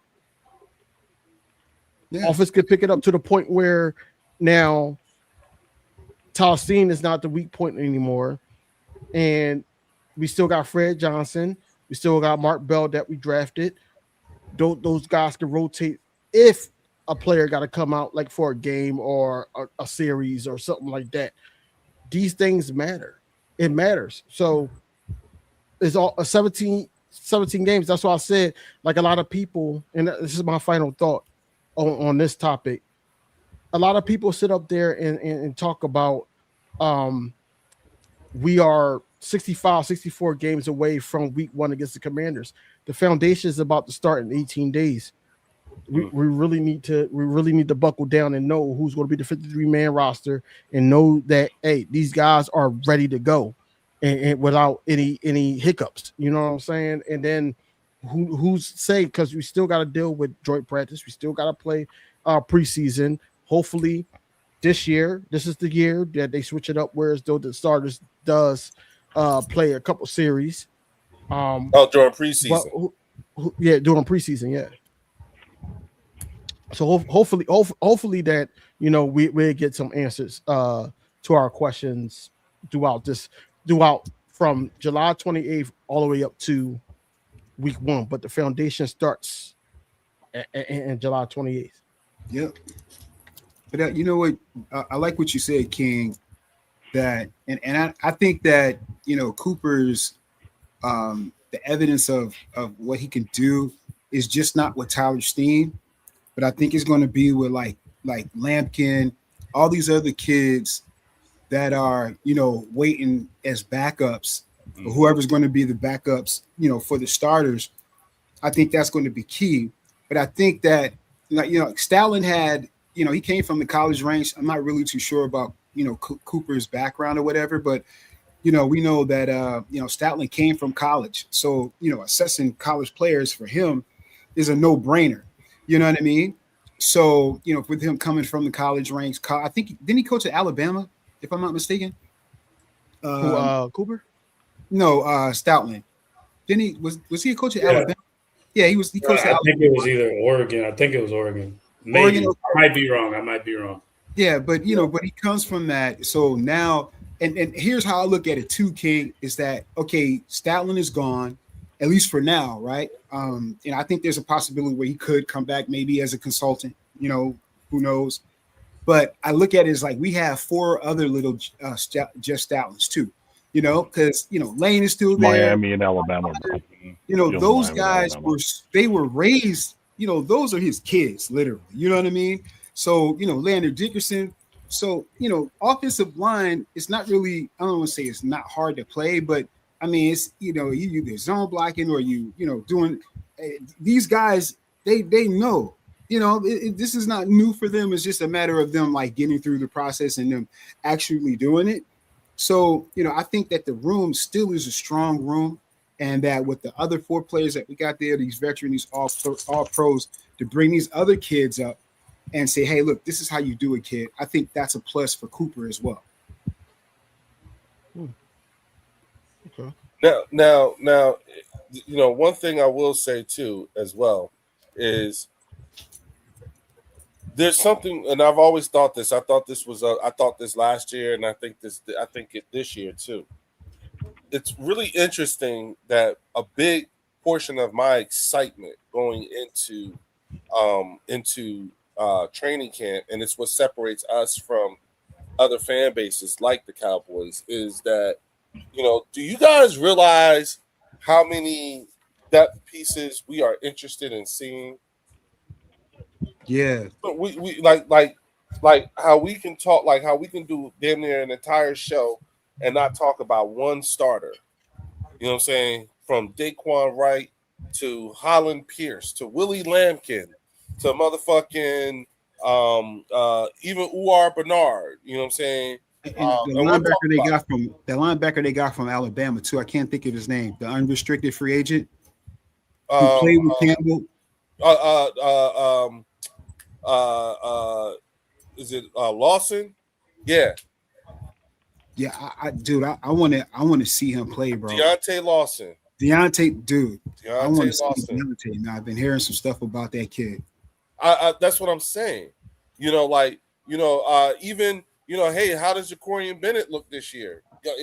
This is the camp for him to make an impression. You know what I'm saying? Because there's other people on here now. You know what I'm saying? Again, I'm just talking about Keely Ringo starters. You know what I'm saying? Yeah, Keely Ringo. You know what I'm saying? This is your chance. You know what I'm saying? Jeremiah Trotter. You know what I'm saying? Jalix Hunt. I'm just talking about non-starters again. I'm gonna just keep pressing that non-starters. Moral Jomo. You said Keely Ringo has a chance. No, I'm saying going, not a chance, but here's your last, here's your last chance, dog. This your last damn training camp with us to even make the team, though. He might not make the team. Yeah, I'm pretty sure he ain't gonna fucking make the team. That's what I'm saying. No. Rob 8. I'm gonna give him a little bit of props. He's not gonna make the team as a starter, but he's decent. I'm not in special teams. He is decent. So we need somebody there. Michael Clay could vouch for him there. Yeah, you're right. You're right. He's decent in special teams, but other than that, he just passed water. Okay. But again, you got another year. You got another chance, dog. You know what I'm saying? What you gonna do with it, bro? You know what I'm saying? Like there are so many interesting hidden stories in the whole thing about about non-starters for this team. And the wealth of talent that could be coming in. You know what I'm saying? We haven't even talked about the rookie Bell. When you start talking about rookies, all you hear is Mekhi Lemon. But what about Bell? You know what I'm saying? You got Bell, you got Eli Stowers, you got Eli Stowers, yeah. Again, non-starters. Mm-hmm. You know what I'm saying? The storyline. So I've been paying attention. I've been saying, fuck the 53. I'm more interested in the 90, just so I can get the whole story and watch. Because whatever we come, listen, if you make it to the Philadelphia Eagles, if you on a 53, you a bad motherfucker after this year. Oh yeah. You understand what I'm saying? If you make this team, you somebody. You know That's because Howie is proactive with drafting and signing players for depth, and that's one thing that we've had the luxury of having year after year after year. So I agree with you there. If you make the team beyond this year, you got to be pretty good because we have a pretty good roster. Now we have a pretty stacked roster. Yeah, even when we have turnover. Listen, AJ Brown's not gone, right? AJ Brown's gone, right? If I'm Hollywood Brown, Makai, if I'm any wide receiver other than motherfucking Darius Cooper, other than if I'm Darius Cooper, you know what I'm saying? Johnny Wilson. Some of those ain't going to make the team because we're just not. That's my point. Yeah. But if I'm any of them, I'm be like, yo, I'm about to be a dog this camp. I'm getting that shit. That motherfucker gone. Yeah. You know what I'm saying? Big Pickens, the Georgia guard, Moore, dude, big nasty. The guard we drafted from Georgia, he a road grader. I really want to see that kid play. He's nasty. He's big nasty. If you've seen tape on him, man, him and King, I don't know, or Rob, I don't know if you've seen any tape on Daquan Wright, the unrestricted tight end. Mm-hmm. When he catch that ball and run, man, all I see is King Henry. Wow. When he running with that football, when he catches it and run, like, dude, this dude look like King Henry out here. Problem is we went out there and we signed and re-signed. We re-signed Calcaterra, which didn't make any sense to me. We go out and get Johnny Mont. We have Stowers. We have Dallas. That's going to be a very crowded tight end room, and I don't see us keeping beyond 2, well, maybe 3. Maybe 3. Yeah. And I think Munt will make the team because we brought him over from Jacksonville, and that dude is probably going to just be an additional blocking tight end, right? Yeah. So, and I love that move. I think that move is a great move because Calcaterra can't block for shit, which is beyond me why they re-signed him. He can't block through a wet paper. So my whole get up, and I said this to myself mentally because I'm trying to make sense of the Grant Calcaterra signing. I think that he's dating Jeff Lurie's daughter or a niece or something like that. I don't know why he's on this squad. No, no. Listen, it's not Jeff Lurie. Wait a minute, who's dating Lurie's daughter? No, he's not serious. Oh, I'm not serious. He's just saying. What I'm saying is, I don't understand why he's still on this squad. Right, he's still on this team, right. I think Munt would have been a great third option at tight end. Yeah. I think that you draft Eli Stowers at number 2, you gotta play him snap, especially if you do a double tight end set.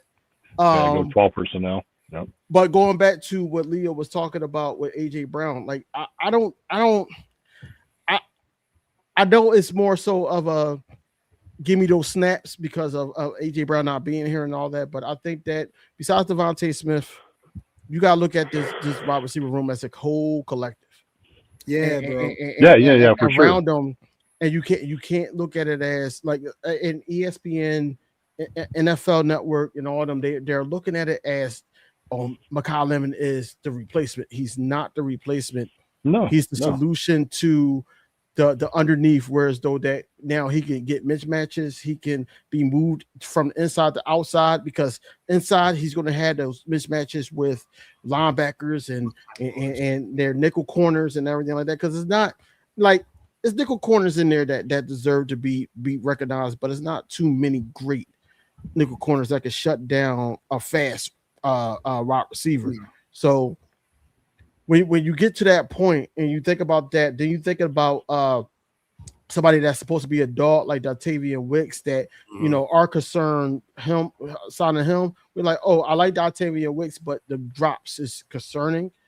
Right. He's been working on that all off season. So I'm dying to see how he improves. Translates. Yeah. How it translates, right? And then we don't even gotta talk about Hollywood Brown. Hollywood Brown been doing this for years, and he could take off the top, even if he's just a decoy. for off the top. That's what I'm saying. We do 4 wide. It's so many things that Sean Mannion can do, and Josh Grizzard can set these guys up to do. That's what I'm excited about. I'm excited about camp and seeing what looks is going to be comfortable, not only for the receivers, but for the quarterback that's dishing out the ball and being able to trust these guys because I was mad that Mekhi Lemon wasn't really in Florida with these guys. Mm-hmm. And I know it's due to the precaution of that right. Out of an over an abundance of caution on his hamstring. Yeah. Right. But you got everybody else there. You know what I'm saying? Everybody else is there, and I'm just trying to see Mekhi Lemon and Jalen Hurts really just dial in and be focused, because he's going to have to be a main factor in this offense. Number 1 draft pick. Being able to be that Wes Walker, that Julian Edelman, that Steve, because he has that attitude like Steve Smith. That dog, yeah. He got that dog in him. Amara, he D-Jack. It's another one. He got that dog to the point where we need that. We need that now. It can't be too much of a dog where though it's causing us penalties, but. Yeah, right. Because that's what I'm concerned about, him just being overly emotional, and then also Reek on the other side. I was going to say Reek Willen is the same concern. Yeah. So at the end of the day, I think the wide receiver room group as a whole, again, outside of Smitty, but they all get to be they all get to play like Jonathan Grenard. They don't have to be the man. They could just play. They could just play freedom ball for them. Right. Well, that's why it's addition by subtraction with losing AJ. Right. It's just that, Hurts doesn't have to force feed anybody now, because Smitty's not that kind of guy to be bitching about getting the ball. He's a very selfless player, And with that being said, I mean, Hurts could just throw it to who's open, man. Just throw it to who's open. You don't have to appease any egos anymore, man. Just go out there and play free. And I think that's what will make him be successful this year. And that's why I said that the dark cloud being out of the locker room, it opens up now. Everybody's talking about brotherhood. Everybody's, they were just out. Brandon Graham today was talking about that. Yep. Right. I put that on my live stream. No, he was basically saying that with the AJ Brown situation, like him and I posted up also Slay. Tom Brady, Slay too. But Tom Brady also was talking about it on the New Heights podcast with the Kelsey brothers. Oh, really? He's basically saying that, they were talking about the dynamics of AJ Brown not being in the locker room no more. How does that change? And of course, the GOAT, Tom Brady, he basically was saying that, with wide receivers, they are 25 yards away from the ball, and they're not really attacking the offensive play as much as the tight ends, the offensive linemen, the running backs, the quarterbacks, and all that. So he understood why AJ Brown felt like that, but he didn't understand because he was like, it makes for like a reality show at the end of the day, because the diva-ness comes out to the point where it's toxic. And he said it's like a never-ending story. Whereas though when BG was talking on Good Morning Football, he was basically saying that, he understood why AJ Brown was pissed off about not being a huge part of the offense. But I think this was alluded to of Saquon Barkley coming in. And then after that early bye week that we had in 2024, I feel like that when we switched to a whole running scheme to the point where now he's running the ball a lot more, and AJ Brown not touching the rock like he was in 2023 and 2022, and he had those 1,400 plus yards. That's where it came in at. Because remember, and before we got Saquon Barkley, he was saying that Derrick Henry was the best running back that he played with. Then it was Saquon Barkley because it was justified that Saquon Barkley was carrying our offense at one point, and that's just the reality of it. But now, I feel like that he's not the number one guy, and I think that right now he's going to go over to New England thinking he's going to be the number one guy, and I don't see that. You got Romeo Dobbs over there, you got Booty over there, I believe still. Yeah. So Booty. Yeah. So and, I don't feel Travion Henderson. the running back. And then you got Ramondre Stevenson. Ramondre You got him. I said Trey. Yeah, you got Ramondre Stevenson. Yeah, you got him. It's something to look at for sure. But I'm not on an AJ Brown hate watch. I want him to be successful to fail. I want him to be successful to fail. But I am on a Drake May hate watch, and not because of Drake May. Is more so because how the NFL analysts and all of them they're pushing that narrative that Drake May is better than my QB1. That too. That part right there. You know, the whole Drake May thing being better than Jalen. I ain't gonna lie, bro. Drake May had a good fucking season last year, bro. I mean, I like Drake. And I think Drake May has a lot of upside to him. I mean, he kind of choked it away, not only in the Super Bowl, but also in that Denver game. He looked like shit, but I mean, I guess Denver's defense can make a lot of quarterbacks look like shit. But you think he could potentially have something like a mirror of a remix of like Jalen Hurts' first few years? You see what I'm saying? Because remember, Jalen Hurts went to the Super Bowl and lost it first before he won it. You know what I'm saying? That could be the case when it comes to Drake May. You know I'm going to say I think May's a good talent, but I still want to see him fail, and that's only because AJ's there. I mean, I'll again keeping it real. Like someone just put in the chat, I'll say Drake May's good, but I fucking hate him now that AJ's there. I mean, I can't help, but I mean that's just who I am. I'm a competitive person, and I don't wish anything good on AJ because how he pushed his way out of Philly. Yep. You know, and with that being said, I don't want any success in New England. Plus, you know, that whole Rabel thing and all that, man. That fuck New England, dude. That's how I feel about it. The thing is, right, that how I feel about Drake May, I feel like that, you know, the schedule was a little bit easy for him, and then when he played the Broncos, I think that if Bo Nix played that game, we'd be talking differently about who was in the Super Bowl and everything like that. I feel like that with Drake May in the playoffs, he didn't really show too much. And then when it came down to it on the biggest stage, he folded. Yeah. I can't put a quarterback over my guy that I've seen do it not once but twice in the Super Bowl. Regardless of any turnovers or anything like that. Number one. Number two, yes, Drake May can throw the ball. Don't get me wrong. I'm not taking away him being able to throw the ball, because you got to be able to throw the ball in the league to be a starter in NFL. But the whole thing is, I don't think that it gets better for him, because this schedule that they're about to face, brutal. I don't give a damn who's wide receiver one. It's brutal. I feel like that this is going to be brutal for him, and I think that he's going to be exposed. And I want him to be exposed, because now I want to see if AJ Brown is going to be reading on the sidelines. I want to see all those things, but I don't think he is, because he got his therapist, aka the side cheater, and Mike Rabel. They're going to be talking. Yeah. They're not going to be able to. He's not going to allow him to do those antics that he was doing in Philly. So we took up for that because we were still winning ball games. But now, looking back at it, look, we helped him get to where he is now. Talking about he had this little carpet on the rug, and I sound like I'm bitter.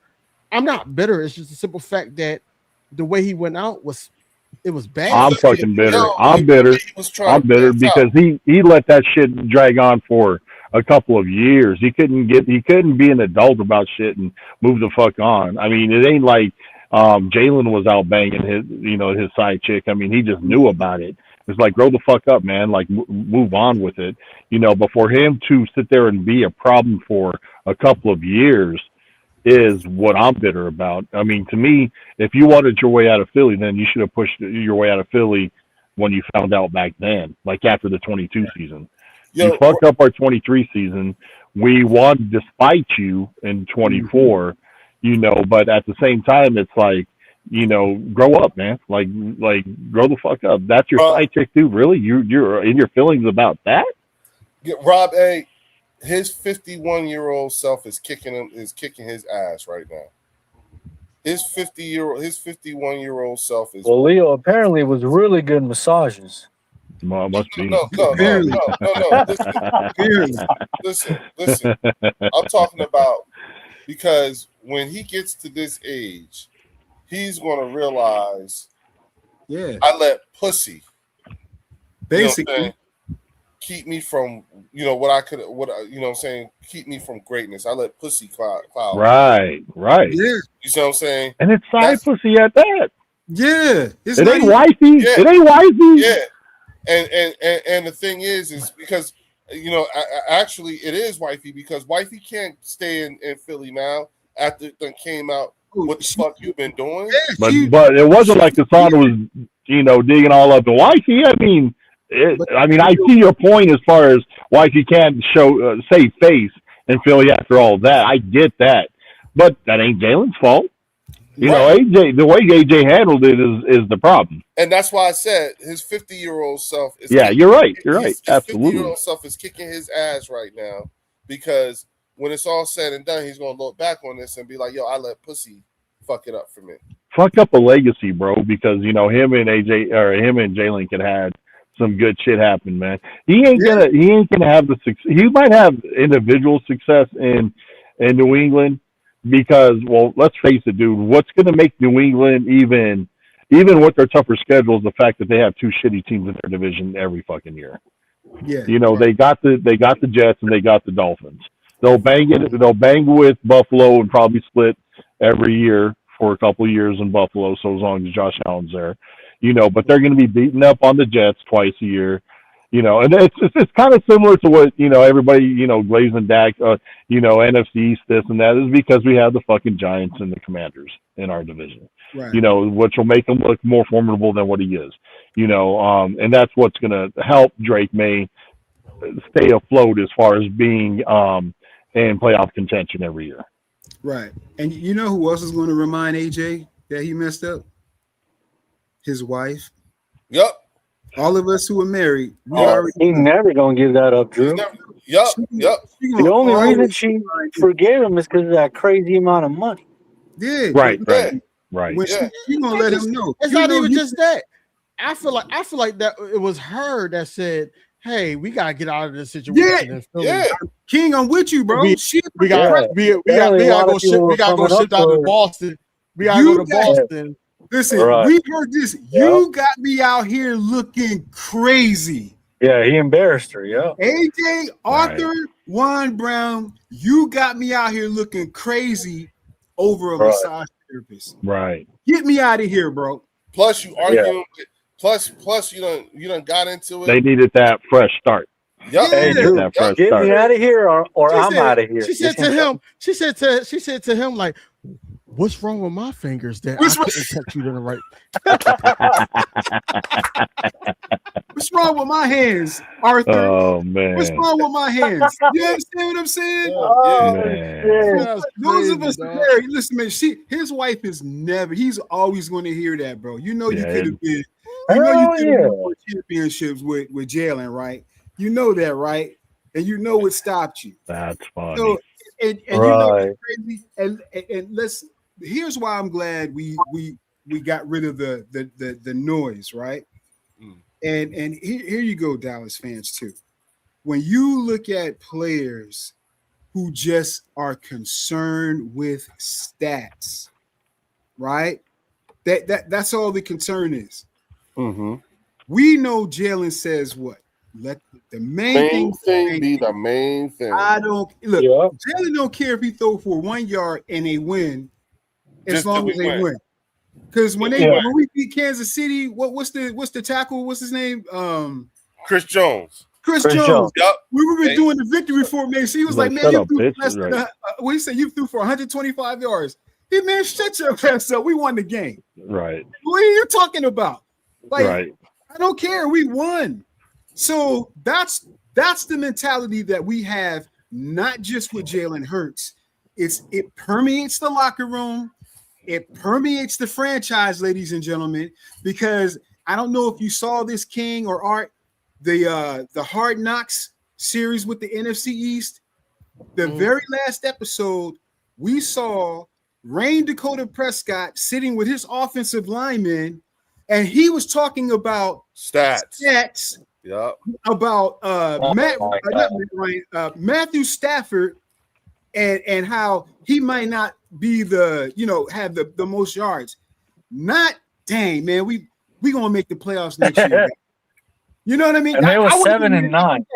You know what I'm saying? Right. Man, we didn't make the playoffs this year, guys. Next year, guys. What can we do to make the playoffs? No, this dude talking about stats, and how he talking about Matthew Stafford over a Tomahawk State. And then at the very end, you see my quarterback, the one you call a running back, with my head coach. Yep. With my head coach. And what did Jalen tell him? We'll be back. We'll be back. And what was Nick's response? Of that, I have no doubt. I have no doubt. I have no doubt. Yeah, the mentality, people. This is the mentality that permeates the Philadelphia Eagles locker room, the franchise. That's what time we are on right now. And you talking about, oh, Jerry ain't saying nothing. You know why Jerry ain't saying nothing? Jerry getting massages on his yacht, waiting for the screw up so he can go in there and fire everybody. You're going to hear Jerry Jones, ladies. Listen, Dallas fans, you're going to hear Jerry Jones again. He's who you got to fire himself. He's teasing you guys. He's giving you what you want to hear, as he always does. He's sitting back chilling because when the wheels fall off, Jerry Jones is going to throw a grenade in Arlington and blow everything up. And Leo, I agree with you. I don't think Dallas is making the playoffs this year. And if it's a really bad season, they're going to tell Dak, hey, Dak, thank you for your service. We know you have a no trade clause, but we're looking to replace you. We're looking to draft another quarterback, or we're going to trade for Shedeur Sanders. What do you want to do? Where you want to go? Where you want to go? Because we're done. It's over. We're done with this experiment. Who do we talk to? This is what's going to happen, Dallas, so we can get the most from them. Yeah, where do you want to go, bro? So we can get the most for you because we're done with it. It's over. So I agree with you, Leo. I think this is Dak's last year because they're not making the playoffs, guys. They're not. Now, 8-win team. 8-win team. Hey, but why wasn't it time for Dak last year when they didn't make the playoffs as year 10? What makes year 11? I mean, it's the same shit, man. They don't care. At the end of the day, there's enough of a resume of Dak out there that know that he's not him. He's just at the end of the day, that whole thing down there is an all show and no go. If you listen to the Cowboys players, they'll tell you it's a zoo down there. They got it like they got like walkthroughs where you can pay like $50 and like watch the players through some like glass. It's a joke over there, man. They ain't serious about it. So at the end of the day, if you're not serious about it, just do what you do, make the money, and get up out of there. But don't sit here and say you're gonna win anything, because at the end of the day, you're not gonna win shit. It's not about football in Arlington. It's not about. That's football. Exactly what I'm saying. Jersey sales. It's about profit. It's all about the bottom line. Popular. It's about when you go to the Star. It's a show. It's the greatest show on turf. It's not about winning football. It's not. Right. It's not about championships. They're built for entertainment, bro. Not for they're not built for. And Jerry will do just wins. enough to keep the fans coming. And you know who else is accountable, Rob? You know who else is accountable? The fans. Yep. Well, because they enable them, because they buy into that shit. Yeah, they keep giving them the money. Right. They keep giving them the money. Jersey sales. Marcus, are you still here? Yeah, Marcus, you still here? You're responsible. Yeah, because you come on the chats and say, we them boys. You buy the jersey. You hype them up. And Jerry says, thank you. And I'm gonna keep keep Dallas just good enough for you to keep my interested. Keep watching and giving me your money. That's it. That's the truth. Blame yourselves. You still you're cooking tonight, bro. You're cooking tonight. Hey, Rob, Rob, man. Listen, Jerry Jones Dak would have been fired 4 years ago in Philly. Shit, longer than that, bro. Longer than that. He never got that. He never got that second bag. They'd have ran Dak out of town. And listen, Jerry Jones could not get away with the crap he does in Philly that he does in Dallas. Jalen's on the hot seat after winning the Super Bowl and going to 2. Thank you. Already on the hot seat. Literally. Because we're about accountability. We're about accountability. I can't listen. We want the evolution of Jalen. This is where we want you, Jalen, because I believe they believe in Jalen. I don't believe that they want to get rid of Jalen. I don't believe the reports. I don't think so either. Because if you listen to Jeffrey Lurie, when his press conference, when they asked him about Jalen, they thought he was talking about Carter. He talked about Jalen. He was like, "Oh, you talking about Jalen Carter?" Yeah. Hold. He's like, "How much time you got?" Yeah. When Jeffrey Lurie talks about Jalen Carter, he's still scared of him. Yeah. He's still scared of him. But when he talks about Jalen Hurts, he talks about him like he's a son. You know what I'm saying? My gosh. The amount of responsibility he has on him. Leo, he basically said that contract ready for him next year. You know what I mean? I'm sure of it. Look, we are where we are by design, not because there's conflict or anything. Exactly. This is all by design. You know what I'm saying? And there's a difference. And the thing about it is that when you're accustomed to controversy, listen, in their minds, this is the most non-controversial offseason that they've had in a long time, and they don't even know what to fucking do with it. No. But the thing about it is that it's not the most non-controversial, because you got controversy. I told y'all. You know what I'm saying? Who the baby daddy? Right. They say that, but camp hasn't even started yet, bro. Yeah. Talking all this shit about AJ, but who's the baby daddy? Who's the baby daddy? Where's the DNA? Say what you want, all this other shit or anything like that, but let's put that part of the rumor to rest or whatever, and y'all still ain't said shit. No, Leo, they talking about it, but they're saying that because the report came out that he had the early, stages of CTE. Yeah, you're right. We want to talk about CTE, but listen, we understand that, right? Let's get down to the it's all disingenuous to me about it. Yeah, let's get down to it, right? We know this man had issues with mental health, right? Right. So, what's going to push you over the top with you having mental health than finding out one of your teammates is banging your girlfriend and potentially got her pregnant? Right. That's going to trigger you, man. Mm-hmm. That's going to trigger you. And here's how we know. What's his name? Solomon Thomas whooped his ass. Solomon Thomas went and beat the brakes off of Grit. He beat the brakes off of Diggs. King DV. He beat Diggs so bad. Remember Diggs missed like 3-4 games last year? Yeah. Thomas beat him. He beat the brakes off Diggs so bad they iced him down. It wasn't because of an injury. It was because Solomon Thomas beat the brakes off that boy, and they didn't want to stomp him out. Martin after he got beat up by Tommy. Are you talking about Stephon? Stephon Diggs? No. Trayvon. Okay, his brother. Trayvon was banging. Dude, he was banging. Marshawn Lynch. Oh man, Solomon Thomas found out and went and beat the brakes off of Diggs so bad they put Diggs on ice so he don't go out there looking crazy. So you're talking about locker room. The stuff we're talking about that leaked out happened 3 years ago. Yeah, they're keying about this AJ thing, and it's like hypocrisy crazy. at its finest, bro. That's all that is. Yeah. But y'all heard about we're winning Super Bowls with all this drama. These fools can't even make the fucking playoffs. If they bring it up, they know if they bring it up, they're getting blackballed, bro. That's the thing. Any reporter, anybody brings that up, they're getting blackballed by Jerry. That's why nobody talked about it. Exactly. Yeah, because 105 there in Dallas, when they tried to question what he was doing, he said, "I'll find someone else to question me."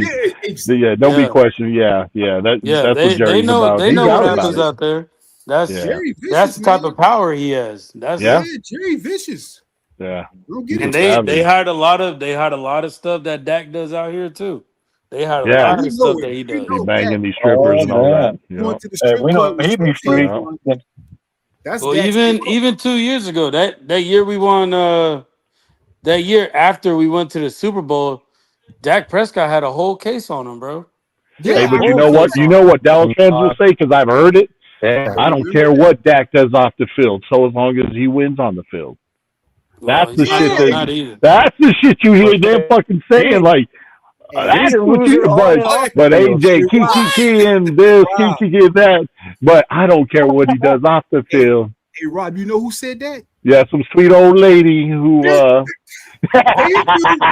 Some sweet old lady said that. Yes, sir. I heard it. I heard it. I was like, what? Right. Who is it? Halle Pierce? Yep. Yep. I don't care. You can catch my Halle Pierce. I don't care what he does off the field, so as long as he wins on the field. That's Halle Pierce. That's crazy work. And she calls me a misogynist. And she calls me a misogynist.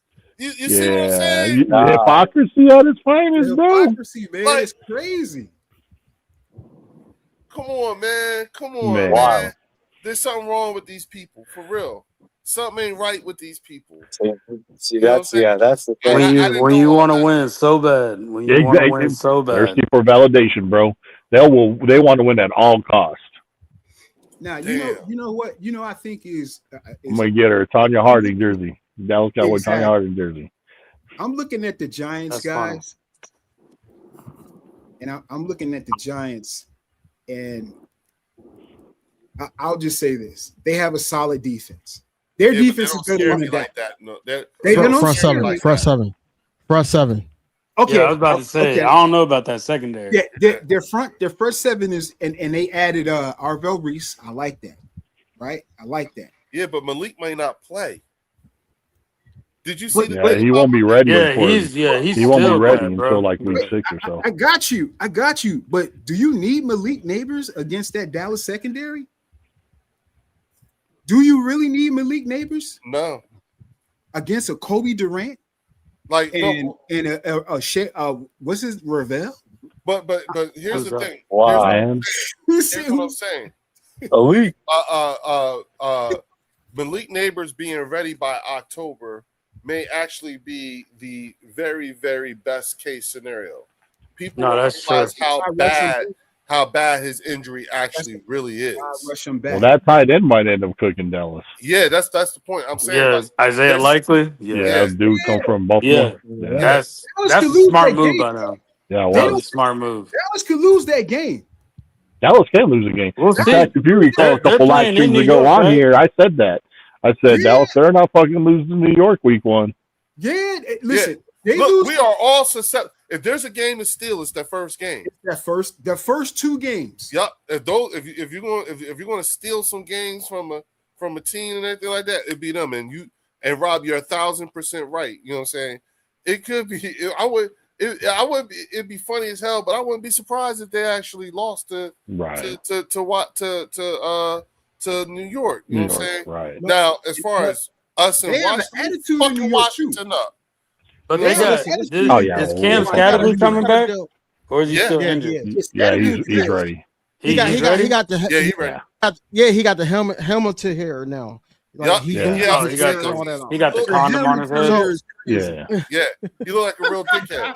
He got the helmet in here. So look. You gotta think about it. Like, Dak Prescott has to deal with that front seven from the Giants, but he also has to deal with a DT that just got paid in Jordan Davis, and also somebody that's looking to get paid in Jalen Carter. If he's the Jalen Carter that we all expect to show up, then the stunt over there on the left side with Jonathan Grenard, it's going to be deadly over there. Yeah. And then you got Nolan Smith playing for a bag too on the other side.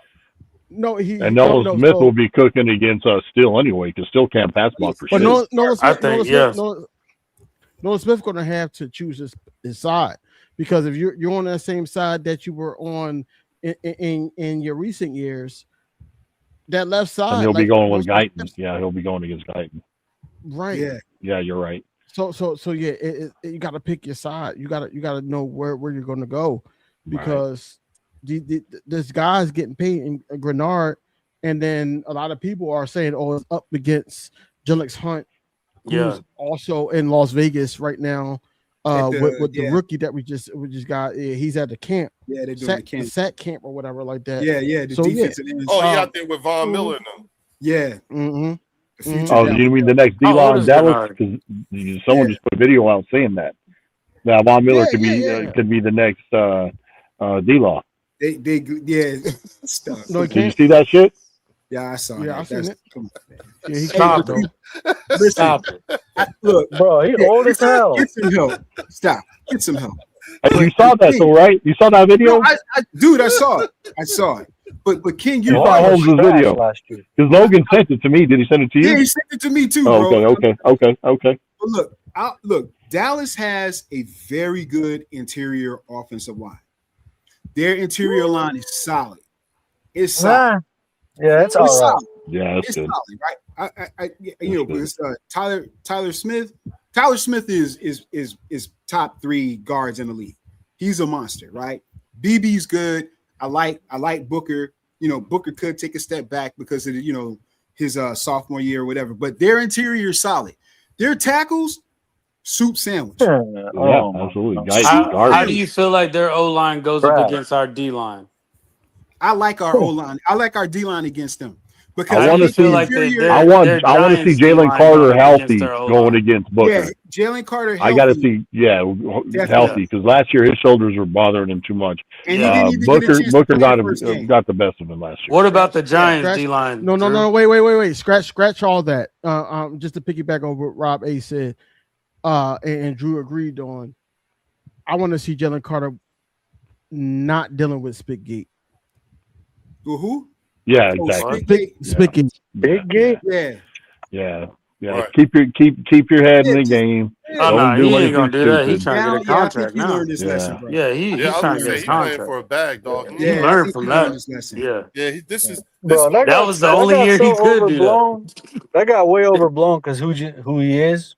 Right. I mean, I think there's a lot of players that throughout a season end up doing something similar like that, but it don't get dragged like it did. Well, that was the first game of the season. Yeah, it was. That's why. So everybody's watching. Let's say that. The story for a minute. Everybody ate off that. Yeah, but I think Dallas, their offensive line is going to struggle. They're going to struggle. The tackles. So the tackles are going to struggle. The tackles are going to struggle because look, Tyler Guyton, man. If he don't click this year, man, he a bust. I don't think he's going to click. The dude he only played like 8 games in college. Who's that? Drew, remember they were talking him up like he was going to be something. Yeah, he only played 13 games, and it was that right back. Yeah, he just started playing football. Right. And the other kid who they have on the other side, what's his name, Rob? Still. Yeah. Still is not it, bro. Yeah, Terrence Still is. Tackles a problem, man. They're liabilities for sure. Well, they might get that smashed. Well, their offensive line is going against a lot of good defenses this year, so we're gonna see. Exactly. That's the problem. That's what I'm saying. Dak don't do good against teams over 500 as it is anyway. Exactly. That's why I said the O line looks good, but do they look good up against those top defensive teams? Right. That's where the question is.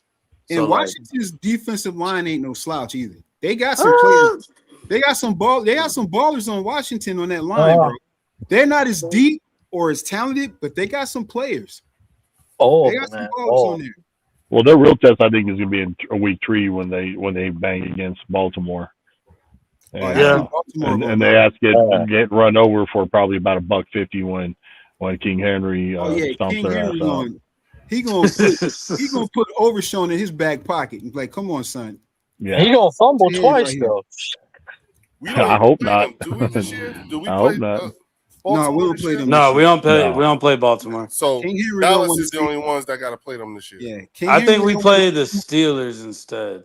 Yeah, because the Steelers went to the playoffs last year. Oh, that's easy. Leo, King Henry don't want to see Coop. Exactly. Right, I know. Put him on his pocket. Right. Especially looking at Diesel as he looking now. Shit, he look like he been working out with BD. Right. Hey, he might hurt. Who's looking like the Terminator, bro? Yeah, and yeah. Have y'all seen what Travis Hunter looks like now? Yeah, he bulked up too. Yeah. So I heard some shit about Travis Hunter, boy. Apparently they don't test for roids, man. Is he playing receiver or corner? What is he still doing? He's still doing both. Corner. No, they don't. I don't think they stopped playing him at wide receiver no more. No more receiver. Corner, man. Yeah, nah. corner, man. Stick to corner, bro. Yeah, stay at corner. Yeah, just stay at corner. Do y'all feel like if he sticks with corner, he can be top 10 cornerback? Yeah. He has the talent. Hell yeah. Because Yeah, at he this has the point, talent. he's got good makeup speed, man. Because I So watched who would him he here. knock off the top 10 then? He fast, man. You talking about after this year? At the end of this year? Yeah, like we know who the top 10, they gave the ranking of top 10. Mm-hmm. Who do y'all feel like he'll knock off then? McDuffie. Yeah, McDuffie. Ooh, I don't okay. think McDuffie should even been in the top 10 this year, though. McDuffie got cooked. He always get cooked. Yeah, by he us, was bro. getting. Yeah. Yeah. He was. I don't think he should have been top 10. I think Q should have been higher. I think that Coop Yep. should have been higher. He should have been 3. Yeah, I got him at 3, just behind Surtain and Stingley. Yep, I think he should have been 3, and Coop should have been in Q's place. Right, yeah. Coop should have been higher, and I think Q should have been at 3. I mean, I like Stingley. Stingley's a dog, and Surtain's the best in the league. Yeah, I said about 3 and 4. Why do y'all think? Why do y'all think they only put Quignon at 6? Is it the interceptions? Yeah, it's the interceptions. No, you can't say that. Pat Surtain only had 1. They said Pat Surtain only had 1, so you can't even make that excuse. I don't want to hear that. Right, Art, because that was my argument on my channel. I set up there and said that he only had 1, whereas though that they both had similar total tackles, but he had 1, and who didn't have no interceptions until the playoffs. Right. Yeah, but he only does it when it matters. My whole thing is that he's not ranked number 1, but our guy's ranked number 6. It's crazy to me. I said about 3 or 4. What I'm saying, right. Rob A, I said about 3 or 4 should have been. I said that Coop should have been like 7. Yeah. The latest is 4. Yeah, the latest. Now, let me ask you a question. Where did Tariq Woolen land on this list? I think it'd be top 15. That's what I'm saying. He should. I think he'll be top 15. Same thing with Ajomo. I think Ajomo's top 15. Mm-hmm. The reason why is that it's politics. Drew, the answer to your question is politics as usual. Think about it. When they started, because he didn't start the whole year. So when the starter went down and he started to big up his play. And then the starter came back. Think about it. We was talking about in the late playoffs and all that. We was talking about Josh Jobe. We had him. We had Josh Jobe. Right. Yeah, we drafted him. Right. So what I'm saying is they're not going to have him in there just because of the politics of it. Not because of the play, it's the politics. I agree. Mm-hmm. I think he'll be top 15 this year. Tariq Woolen? Yeah, he would need to be. Think about it. I think under Vic Fangio, he's going to elevate him. We paid him. We paid him a lot of money. To be a 1-year rental. Yeah, at least. Yeah, we did. Yeah. Hey, he's been but he's going to be worth it after that bullshit of Dory Jackson shit last year. Yeah. You know, that two fool's getting thrown on all the damn time. You know, and I think that's what hurt Q last year too, is the fact that Dory got so much attention, balls weren't going Q's way, so it was kind of hard to gauge where he should have been ranked because there was no attention. That is true. Yeah, that's like I don't give a damn. D'Angelo saying I don't give a damn. He's sticky, he just can't catch. I don't give a damn how good down the stretch Adoree Jackson was playing off of help, secondary help, and all that. Adoree Jackson and Kelly Ringo will always be on my bad list because of that game, that first game against the Giants. Man, we was playing against third stringers, and they was just like cooking us. They were so out of position, man. They looked like Dallas was secondary in that Green Bay game in the playoffs. That was terrible. That was horrible. That was horrible. That wasn't Eagles football, man. And they was trash. Yeah, that was terrible. We were really hoping on Jacorian Bennett to do something, honestly. Right. And they never gave him a chance, though. He's a walking flag. He's a walking. No. He's a walking flag. Yeah, he was. There's a lot of laundry on the field when he was out there. Yeah, he's real handsy. Well, this is his. Hey, look, but Reek was a good move, and us paying what we paid him, I think is going to be a good investment because now we don't have an Adoree Jackson problem. Nope. I like that Tariq Woolen move because I think Vic is going to elevate him. I think Vic Fangio is going to actually use him how he needs to be used. So agree, Warren. Yeah, I think he's going to get Reek paid is what he's going to do. So after this upcoming season, Reek's going to go another team and get paid. I feel like that's what we're gonna end up doing. Just on that other side with the cornerbacks, we're just gonna have a rotation of free agents there because we got to keep Coop and we have to keep Quinion. Right. So if we got to pay him, we got to keep a rotation. Well, to be honest with you, depending on like how deep our run is in the playoff with that first round pick, you know, if it's 30, 30, 31, 32, hopefully 32, then depending on how, like, you know, the depth of corners that are coming out, I could see them drafting the corner. Hey, I'm with you there. Yeah, grab another corner. Why not? You know what I mean? I think we need to draft a corner and an offensive lineman this upcoming Yeah, no, that's a fact. Our linemen are getting old. They are, bro. They are getting old. Hey, some of them are on their last leg, bro. Old lineman, because if you get a decent corner, you got him for 5 years. So you can let that you can let it rock the contract with Cooper and with Q before you pay the new kid if he pans out. You don't have to pay him for 3-4 years. Well, if this was Lane's last year, we're gonna people on defense. So no, you're right. Our core on defense, like you're at this point, they're we young. just need to focus on offense. Yeah, I want us to get a good wide receiver on offense this upcoming draft because I don't think Malik. I like Lemon, or I'm trying to grow on Lemon, but we need another wide receiver because I don't think that Malik is that guy right now, and I don't think we got Hollywood Brown for 1 year, and how long we got Wicks for? I think 2-3 years. I think it's 2 years. Yeah, we got him for 2. So bring in another wide receiver, bro. Just a young wide receiver that can do something. Jeremiah Smith. Yeah, bro. If we do that, you have to give up everything you got though to get that though. That boy's a dog. Well, we got 2 first-round picks, so yeah, you'll have to give both those up and probably like a second. Hey, but if you watch tape on Dontario Wick, he got a nasty first step. Oh man, no, Wicks is good. He's good. You watch him. Watch his work. His first step is nasty. Yeah, it's nasty. He do good work. He's a great route runner. It's just his hands. He gotta. If he get those hands right, they gonna be a problem, man. Wait. Hold on. Yeah, because I'm looking through these. I've been looking through these chats. I'm looking at Anthony and Nat. God. Hey, guys, you know what I'm saying? The direction in which y'all back and forth is going to get my channel flagged. You know what I'm saying? Like what y'all, the way y'all talking, like I don't know what's going on between the two of y'all. You know what I'm saying? But it runs along like these channels get scrubbed for this type of stuff because it's not supposed to be in there. When I publish this live, you know what I'm saying?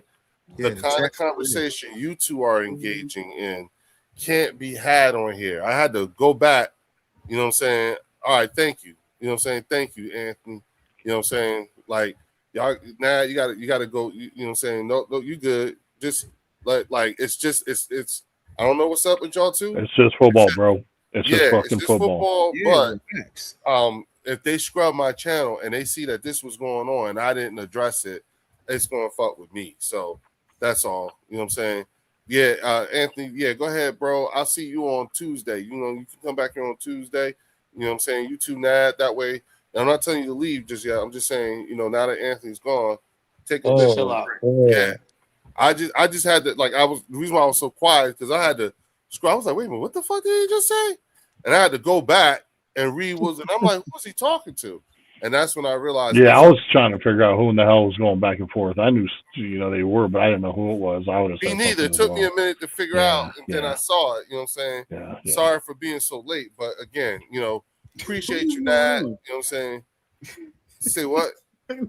What is happening? Yeah, I mean, it is just football, but you know. Relax, guys. Relax. It's fucking YouTube, and this is just football, man. Yeah.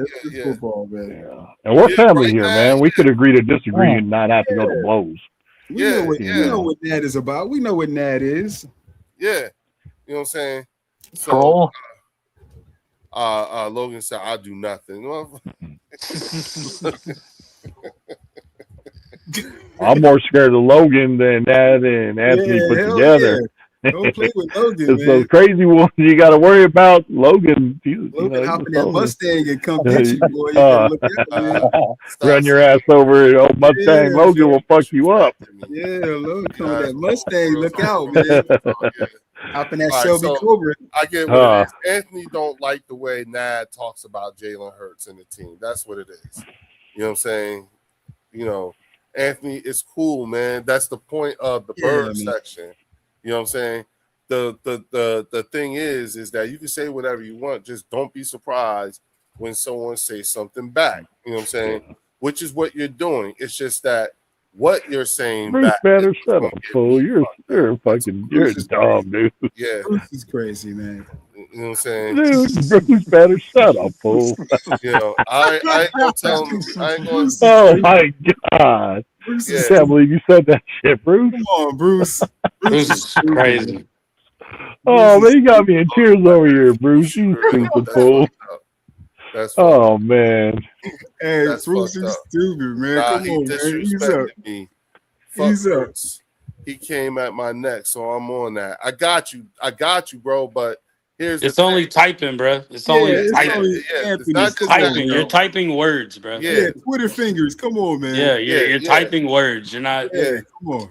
And again, it's once you start threatening violence, because that's what you're doing. That's gonna flag that's gonna get me flagged. That's what I'm trying to tell you. Yeah. You know what I'm saying? So you can't be like, fuck that. No. Ain't no fuck that. When you are communicating violence on a channel, that's gonna get me flagged. That's what I'm trying to tell you. I ain't telling you don't feel the way that you feel or anything like that. I'm just telling you, mind the way you are communicating those feelings, because you're doing it in such a way that violates the community code standard. When I publish this stuff on YouTube and everything like that, I got checkbox that I got to hit that says that this won't be happening. And if probably gonna have to remove it, bro. Yeah, I'm trying to give him a shot. I don't do that. My people face FBI intelligence. I will find this thing on God. Tell them don't disrespect me. No. Don't do that. Yeah, Anthony. I'm trying to give you. Yeah. Bro, it's a Friday night, bro. We talking about football. It's a Friday night in the summer. Hey, speaking of Friday night, guys, Warren, Leo, Drew, I'm hungry as fuck, man. I got to drop. I'm going to go get some food, bro. Go get some, bro. Hey, Rob, before you go, bro, hey, man, salute to you, bro, on how you handled yourself and handled those guys, man. That was epic. You handled your business, man. Salute. Yeah, man. Thanks, man. I appreciate it. I had to represent the bird section, some Eagles collective, all my bird family. These fools were just delusional as fuck, and I just couldn't take it anymore, man. I just had to let them know. Appreciate it, Rob. Yeah. Yes, my God. It's crazy, Rob. Sometimes you just gotta let them talk, but then when it gets a little too out of hand, it gets too much. It gets too much. Yeah. All right. Exactly, Put the toy down. Put the toy down. Exactly. Man, I'm telling you, these delusional, man, they're just all right. Now I gotta take it away from you. Exactly. Those fucking all those Jags on that defense, bro, they just had to be reminded. Bro, but the crazy thing about all that is out here, Cowboy fans are not talking like this. They are not talking. To be 100% real with y'all, they're going into this season a lot like how we're going into this season as Eagle fans. Okay. Let's just see what happens. Like 1980. Let's just see. Yeah, let's just see. Like let's not get overhyped. Let's not grant him something. Let's not give him or crown him somebody that's on a Mitchell and S jersey right now. Let's just see what happens. Let's just see what happens. But I mean, that makes sense. I guess it's content. So. Yes, sir, man. I had them it was like fucking crickets after that. They're just they shut the show down. They shut it down. Yeah, man. All right, I got you. Was a wrap. I got you, Anthony. You know what I'm saying? Hey, Anthony, man, Rob, thanks again. Thanks again. Hey, man. Thanks for having me. You guys have a great night. Peace out, Rob. Peace out, brother. Hey, Anthony. At the end of the day, bro, you're a winner. Okay. Anthony, you're a winner, bro. I thought when y'all were saying Anthony, y'all was talking about Anthony Perry. I was like, wait, what? No, I had to zoom in to see. no. I was like, No. oh, Yeah. no. No, it's Yeah, Anthony. Anthony, Jet, relax, Yeah. You're a Nats. winner. No. Nat ain't won nothing since he was in his daddy's sack, bro. Come on. You're a winner, bro. You just One thing we won learned about back-to-back Hurts too, we champions. don't need to defend Hurts, bro. We don't Hurts, need Oh to wait a minute, defend that's him. right. Nat is young, ain't he? Yeah, He's young. a youngin, right? Yeah. Him and You SGA ask- friends, aren't they? So they've never. Yeah, so I he's think never they actually roommates. seen. So he's never actually seen the 49ers win a Super Bowl. I don't He think said ever- roommate. Right. Yeah, I think him and SGA are Leo, roommates. most people haven't. Shit, that shit was like, what, 35 years ago? Yeah, it's longer than the Cowboys. That's a good one. Yeah, it's been longer than Dallas. Yeah, they have. Oh, my Yeah. God. They've It's been to a the- long, but they've been to the Super Bowl. They've been, coming. Yeah, they in choked 30 it Oh, off. years. That's why. God. Already I'm been saying. and choked.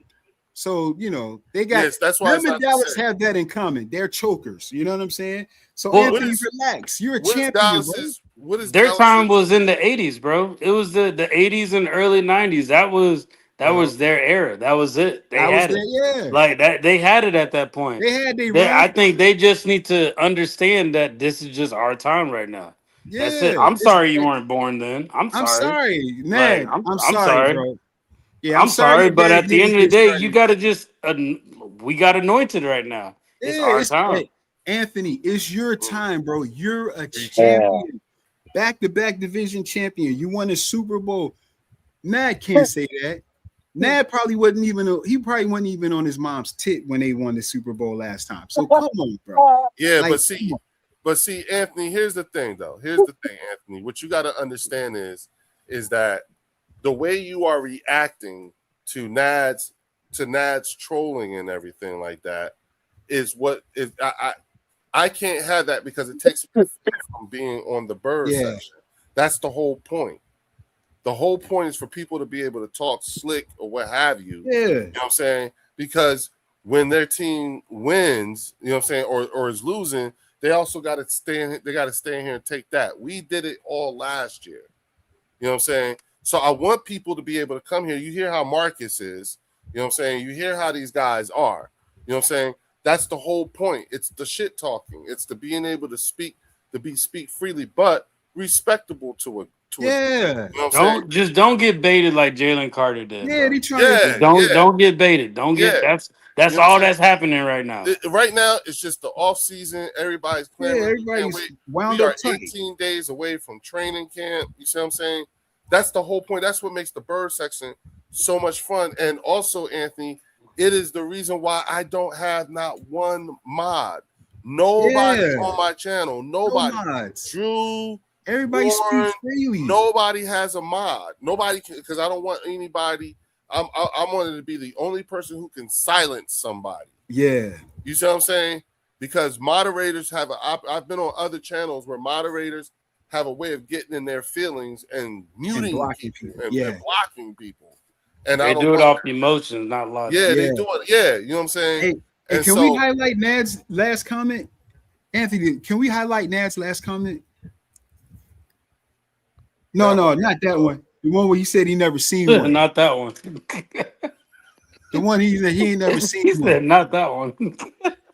Where's that one at? He ain't never seen one. My bad. I thought that was his last one. He said, I ain't never seen. Yeah, I can admit, I ain't never seen one. There it is. Anthony. I can admit, I've never seen one, but we still got 5 to show for it. That's cool, but if you ain't seen it, it don't matter, bro. It don't matter. Yeah.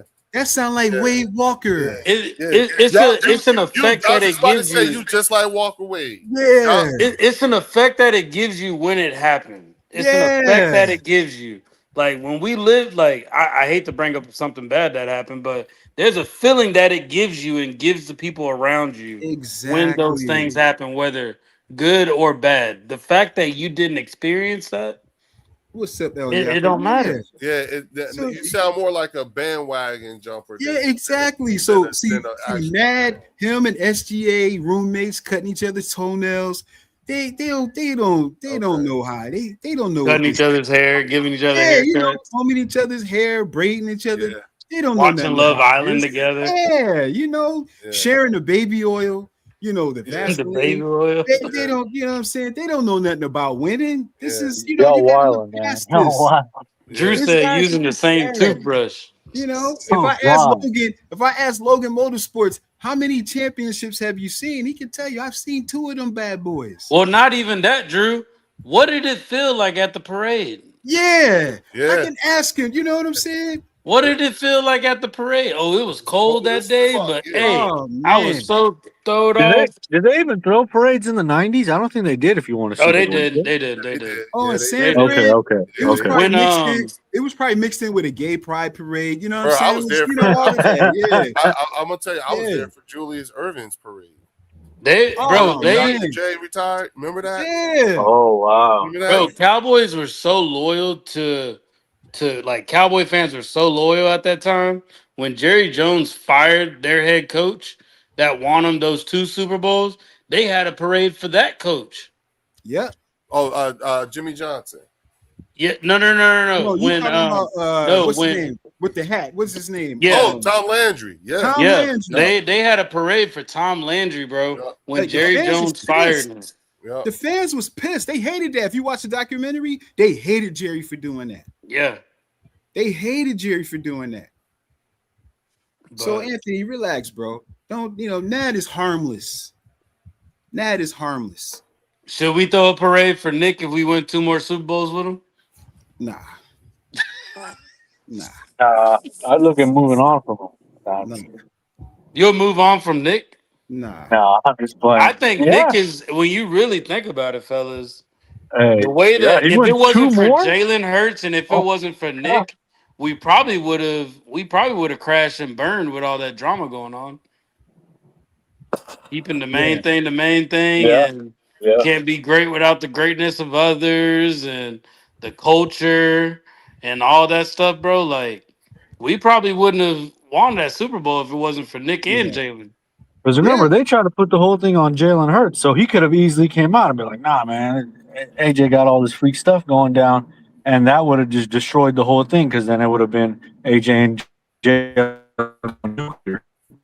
But remember, too, he had that opportunity. They had the opportunity to do that because that's when BG was talking all that. He accidentally exposed some stuff.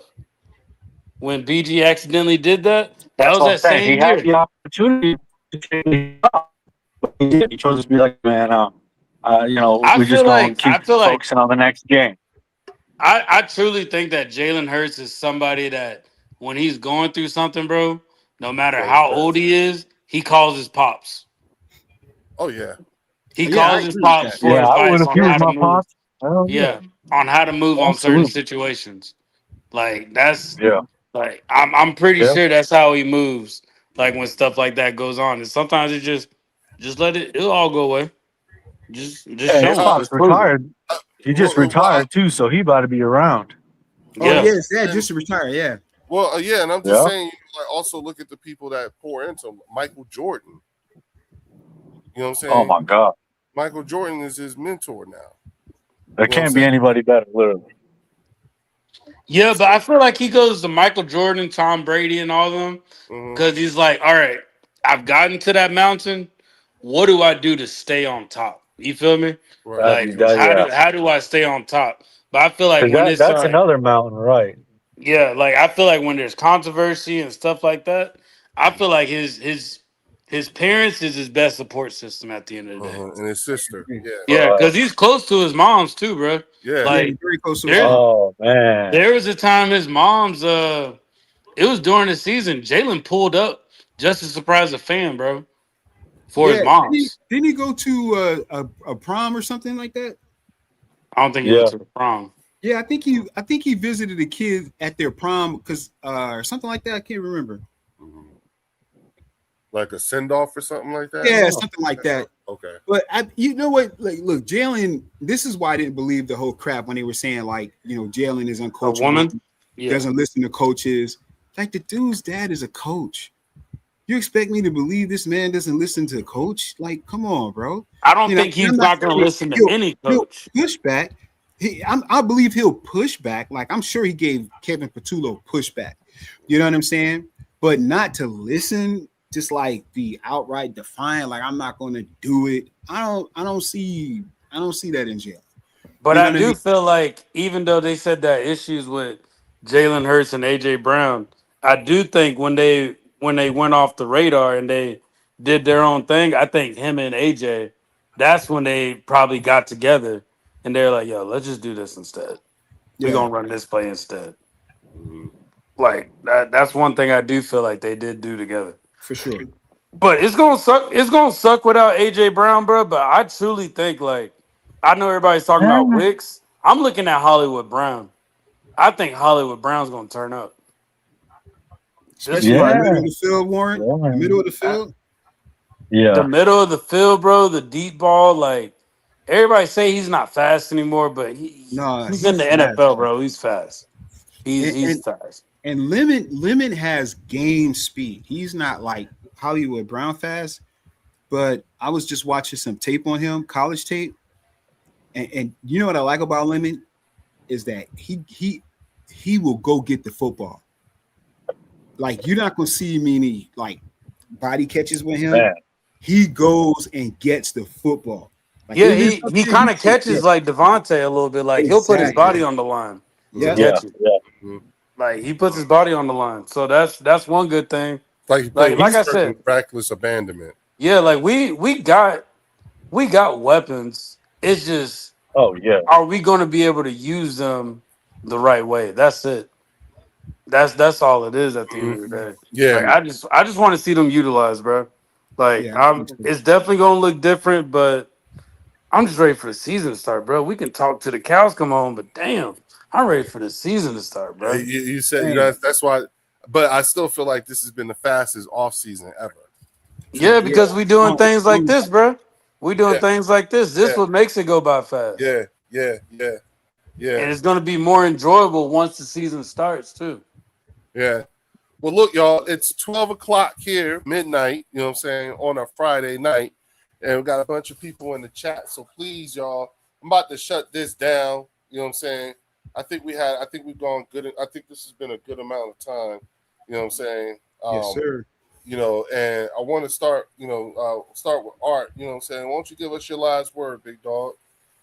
And listen, before y'all leave, on your way out the door, make sure you hit the like and subscribe button for your boys. And go on over to the Eagles Collective Podcast, KingDVSports, and to Eagles Drew. I'm sorry, y'all. You know what it is.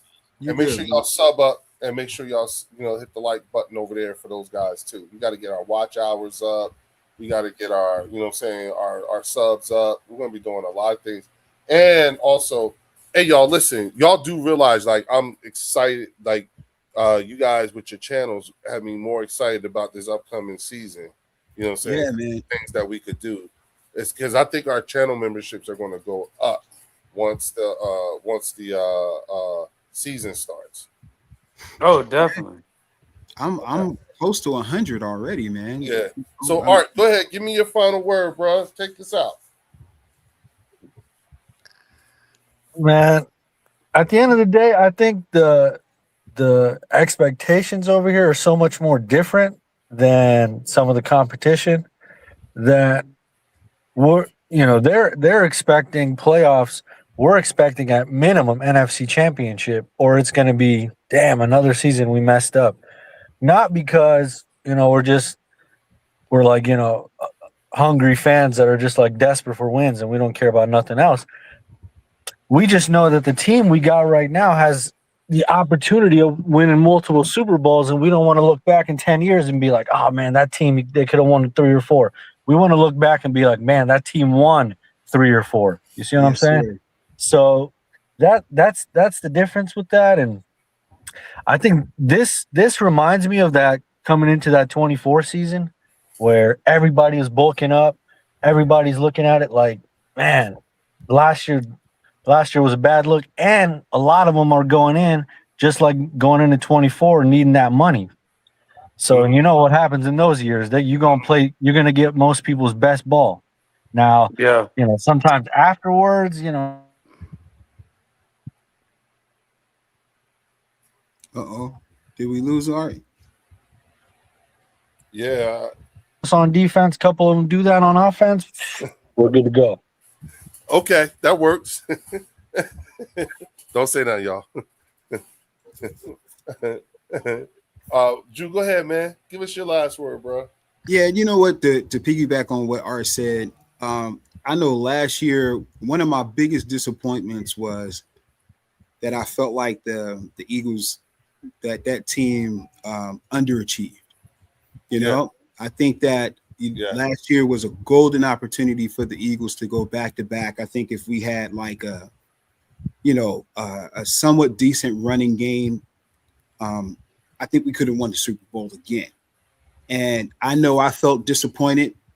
So I know if I feel disappointed, I can only imagine how that team feels right now, especially the leadership that is in there. Jalen, Barkley, Johnson, Mulata, Davis, Bond.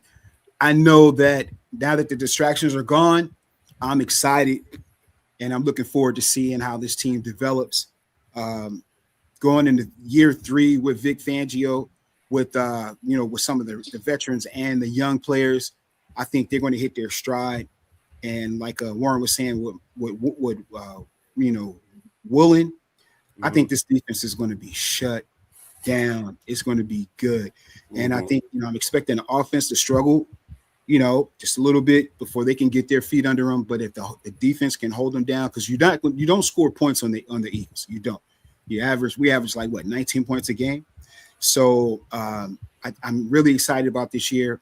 And I think, I'm expecting big things for us. Super Bowl. Go Birds. Go Birds. Go Birds. Okay. Go ahead, Warren. You get the last one. Warren, talk to us. No, I'm kind of right where y'all are, bro. I think I'm ready for the season to start. I'm ready for all this shenanigans, bro, that we be hearing from all these different fan bases talking about this and talking about that. I've came to conclusion that last year just wasn't our year. It wasn't our year. It wasn't it just wasn't our time. It needed to be time for other teams to start coming out. It was time for certain defensive coordinators, offensive coordinators, head coaches to get exposed and make those changes. So I definitely feel like it just wasn't our year. But I think taking away a negative and bringing in positivity into the team with the players that we have now, I think we're destined to go far, bro. And I don't expect it to look perfect in the beginning. I expect some hiccups. I expect some wrinkles. I expect some mistakes. But I think as we get closer and closer, and as we get into the season, we're going to start seeing this team look like the team it needs to be. I think at the end of the day, this is probably going to be a upgraded version of the 2021 season. Like it's going to be a more mature, profound, it's going to look a lot cleaner cuz remember the receivers that we had that 2021 season. Like we had some dogs, but we didn't get them where we needed them to be. Jalen was still new. Like he was trying to get his feet wet, Well, but he only played 4 games that season. no, 2021. That was his first season as a full starter. Yeah, that's what Nick Sirianni and all that. So now we getting back to it. Yeah. So I think it's just going to be a more mature version of that going into this season. So I'm ready That's for right, it. because Doug drafted him. Yep. Yeah, Doug. Yeah, that was the COVID year they drafted him. The year that when Doug drafted him, that was also he got fired that following year. Yep. Yeah. So I remember now. Okay. but yeah, it's gonna look. That's what I think it's gonna look like at the end of the day. I agree. Okay. Well, you know what? Agreed. I'm saying, look, y'all. I'm excited about we're 18 days away from the start of training camp. You know what I'm saying? You know, we have so much to be excited about. You know, the things that we're going to see, this newness of this offense.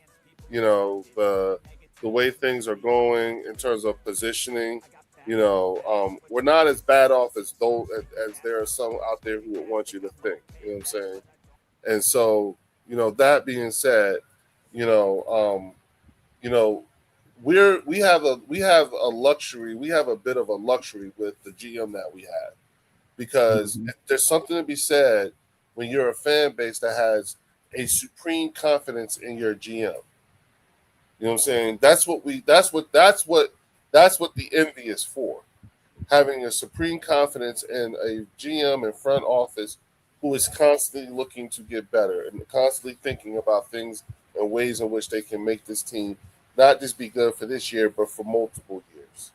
You know what I'm saying? And to Fels' point, shout out to Fels, to Fels' point, yeah, on paper it may have looked like a 1-year turnaround, but this took some years of developing and bringing in talent. And then getting the right one, which was Vic Fangio, who knew Vic, Sean Mannion has the potential to have the same kind of effect on our offense, as what for year one, as what Vic Fangio had in his first year as the full-time defensive coordinator. Again, he took us from 30-something to 1. That, you know what I'm saying? And you don't have that unless you got talent. You know what I'm saying? So there is what I'm looking forward to, is seeing how our talent is going, all our assets and resources, how they're being identified and properly and strategically deployed. You know what I'm saying? So with that, I will say, come back here on Tuesday, for our channel members call in, and then also keep an eye out between now and Tuesday, because I'll probably be going live a few times this weekend just to talk some things and dump on y'all as best I can. All right. So with that, I will say I will see y'all right back here on the birds section. Oh, go birds! Go birds! Yeah, I appreciate you having us, Leo. No doubt. Play tough and wanna hate this, although show up. I don't ever slow up, no I don't take shit. I got no love for the fakeness. If you wanna play tough and wanna hate this, I'll always show up and make a statement. I don't ever slow up, no I don't take shit. I got no love for the fakeness. If you wanna play tough and wanna hate this, I'll always show up and make a statement. Everything I do so instinctive and so passionate. Every word I move so descriptive like an adjective. I got a vendetta against people who patented being negative when you should be getting after it. I got facts over tracks, this and that. Spitting slow, spitting fast. I could roast, I could gas. Think I'm okay at last, but I don't know if that can erase all the past. And the pettiness, a reflection of the emptiness. Hilarious, you think you're worth my time, you're delirious. Mysterious, because you hide behind a fake exterior. Inferior, you know I'll always be a bit superior. Get off of me, this ain't no humble brag. I want you to hear words, you can say them back. I want you to feel free from the chains at last, and to believe in what you got, it was built to last, yeah. Now that I've been put through hell, I never got anyone's help. I had to do it all myself. I don't ever slow up, no I don't take shit. I got no love for the fakeness. If you wanna play tough and wanna hate this, I'll always show up and make a statement. I don't ever slow up, no I don't take shit. I got no love for the fakeness. If you wanna play tough and wanna hate this, I'll always show up and make a statement. Gonna learn the consequence of being incompetent. Mental health is confidence, dreams and some honestness. I'm not here to save the day, that's for you to take away. I could play a million mind games, but instead I say something not illogical, something that is topical. Rub it on and watch it go, make yourself unstoppable. Dreams are irresponsible, but they're always possible. If you just believe, you could be so remarkable. Thoughts in my head, a collage and they spread. I'll be great one day, going off of my meds. No, I'm not giving up, no, I'm not giving in. I will make it to the top, taking off in the wind. I gotta make it, I'm saving every day to taste it. I'm patient, but my mind, it can hardly take it. I'm chasing a dream that I've had for several ages. A vacant, modern kingdom for the taking. Now that I've been put through hell, I never got anyone's help. I had to do it all myself. I don't ever slow up, no I don't take shit. I got no love for the fakeness. fakeness. If you wanna play tough and wanna hate this, I'll always show up and make a statement. I don't ever slow up, no I don't take shit. I got no love for the fakeness. If you wanna play tough and wanna hate this, I'll always show up and make a statement. I don't ever slow up, no I don't take shit. I got no love for the fakeness. If you wanna play tough and wanna hate this, I'll always show up.